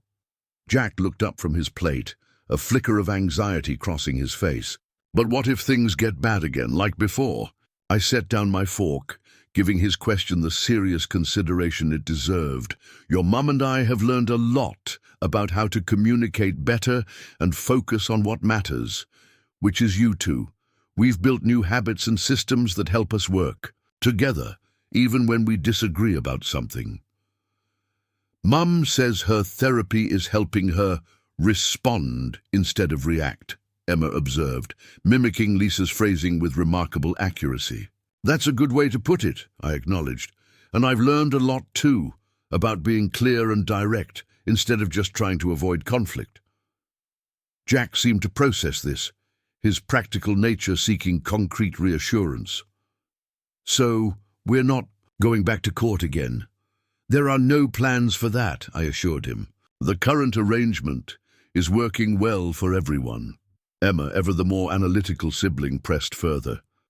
"But we're still going to live mainly with you and visit Mom on her days? That's not changing?" "That's right. The schedule stays the same. This is your primary home, and you'll continue your regular visits with Mom. The only difference is we won't have Brenda overseeing everything." Both children visibly relaxed at this confirmation of continuity. After so much upheaval, the prospect of stability, even in our unconventional family structure, provided profound reassurance. As summer approached, Lisa and I faced our first major co-parenting challenge without official oversight, planning the children's vacation time. In previous years, this had been a source of bitter conflict, with each of us vying for the best weeks and most meaningful experiences. We met at a neutral coffee shop, armed with calendars and activity brochures rather than legal documents and accusations. The symbolic shift wasn't lost on either of us. "I was thinking 2 weeks in July for my family's lake house," Lisa began. "Emma and Jack love it there, and my parents are eager to see them." "That works," I agreed, marking the dates. "I'd like to take them camping in the mountains the first week of August, and maybe a few weekend trips to the coast throughout the summer." We continued negotiating schedules with surprising ease, each making small concessions for the other's priorities. When we finished, we had a comprehensive summer plan that balanced both households' opportunities for memory-making without the zero-sum mentality that had previously dominated our interactions. "This is different," Lisa observed as we gathered our materials to leave. "A year ago, we would have needed 3 mediators and a court order to accomplish this conversation." I nodded, acknowledging the truth in her observation. The cancelled checks were the turning point, weren't they? Everything changed after that court hearing. She was quiet for a moment, her expression introspective rather than defensive. "It wasn't just the checks," she finally said. "It was what they represented. Irrefutable evidence that the story I'd been telling myself and everyone else wasn't true. I couldn't keep living in that distorted reality once it was exposed so completely." The admission, offered without prompting or apparent ulterior motive, represented a level of self-awareness I hadn't expected. "Therapy has really helped you gain perspective," I noted, keeping my tone neutral rather than congratulatory. "It's been clarifying," she acknowledged. "Painful but necessary. I'm not saying I've transformed into a perfect person or that I don't still have moments of resentment, but I can see now how destructive my behavior was becoming, especially for Emma and Jack." As we walked to our separate cars, a comfortable silence replaced the tense hypervigilance that had characterized our interactions for years. We had found our way to a new equilibrium, not the family we had once envisioned, but a reconstructed version that prioritized our children's well-being over outdated grievances. The cancelled checks that had started our journey from high-conflict exes to functional co-parents had served as more than mere evidence in a legal proceeding. They had become a symbol of accountability, documentation, and the power of irrefutable truth to cut through the fog of emotional manipulation. In the face of Lisa's false narrative, those simple financial records had not only cleared my name, but catalyzed a transformation that benefited everyone involved, especially Emma and Jack, who could now grow up with 2 imperfect but committed parents focused on their future rather than trapped in conflicts of the past. Up next, you've got 2 more standout stories right on your screen. If this one hit the mark, you won't want to pass these up. Just click and check them out.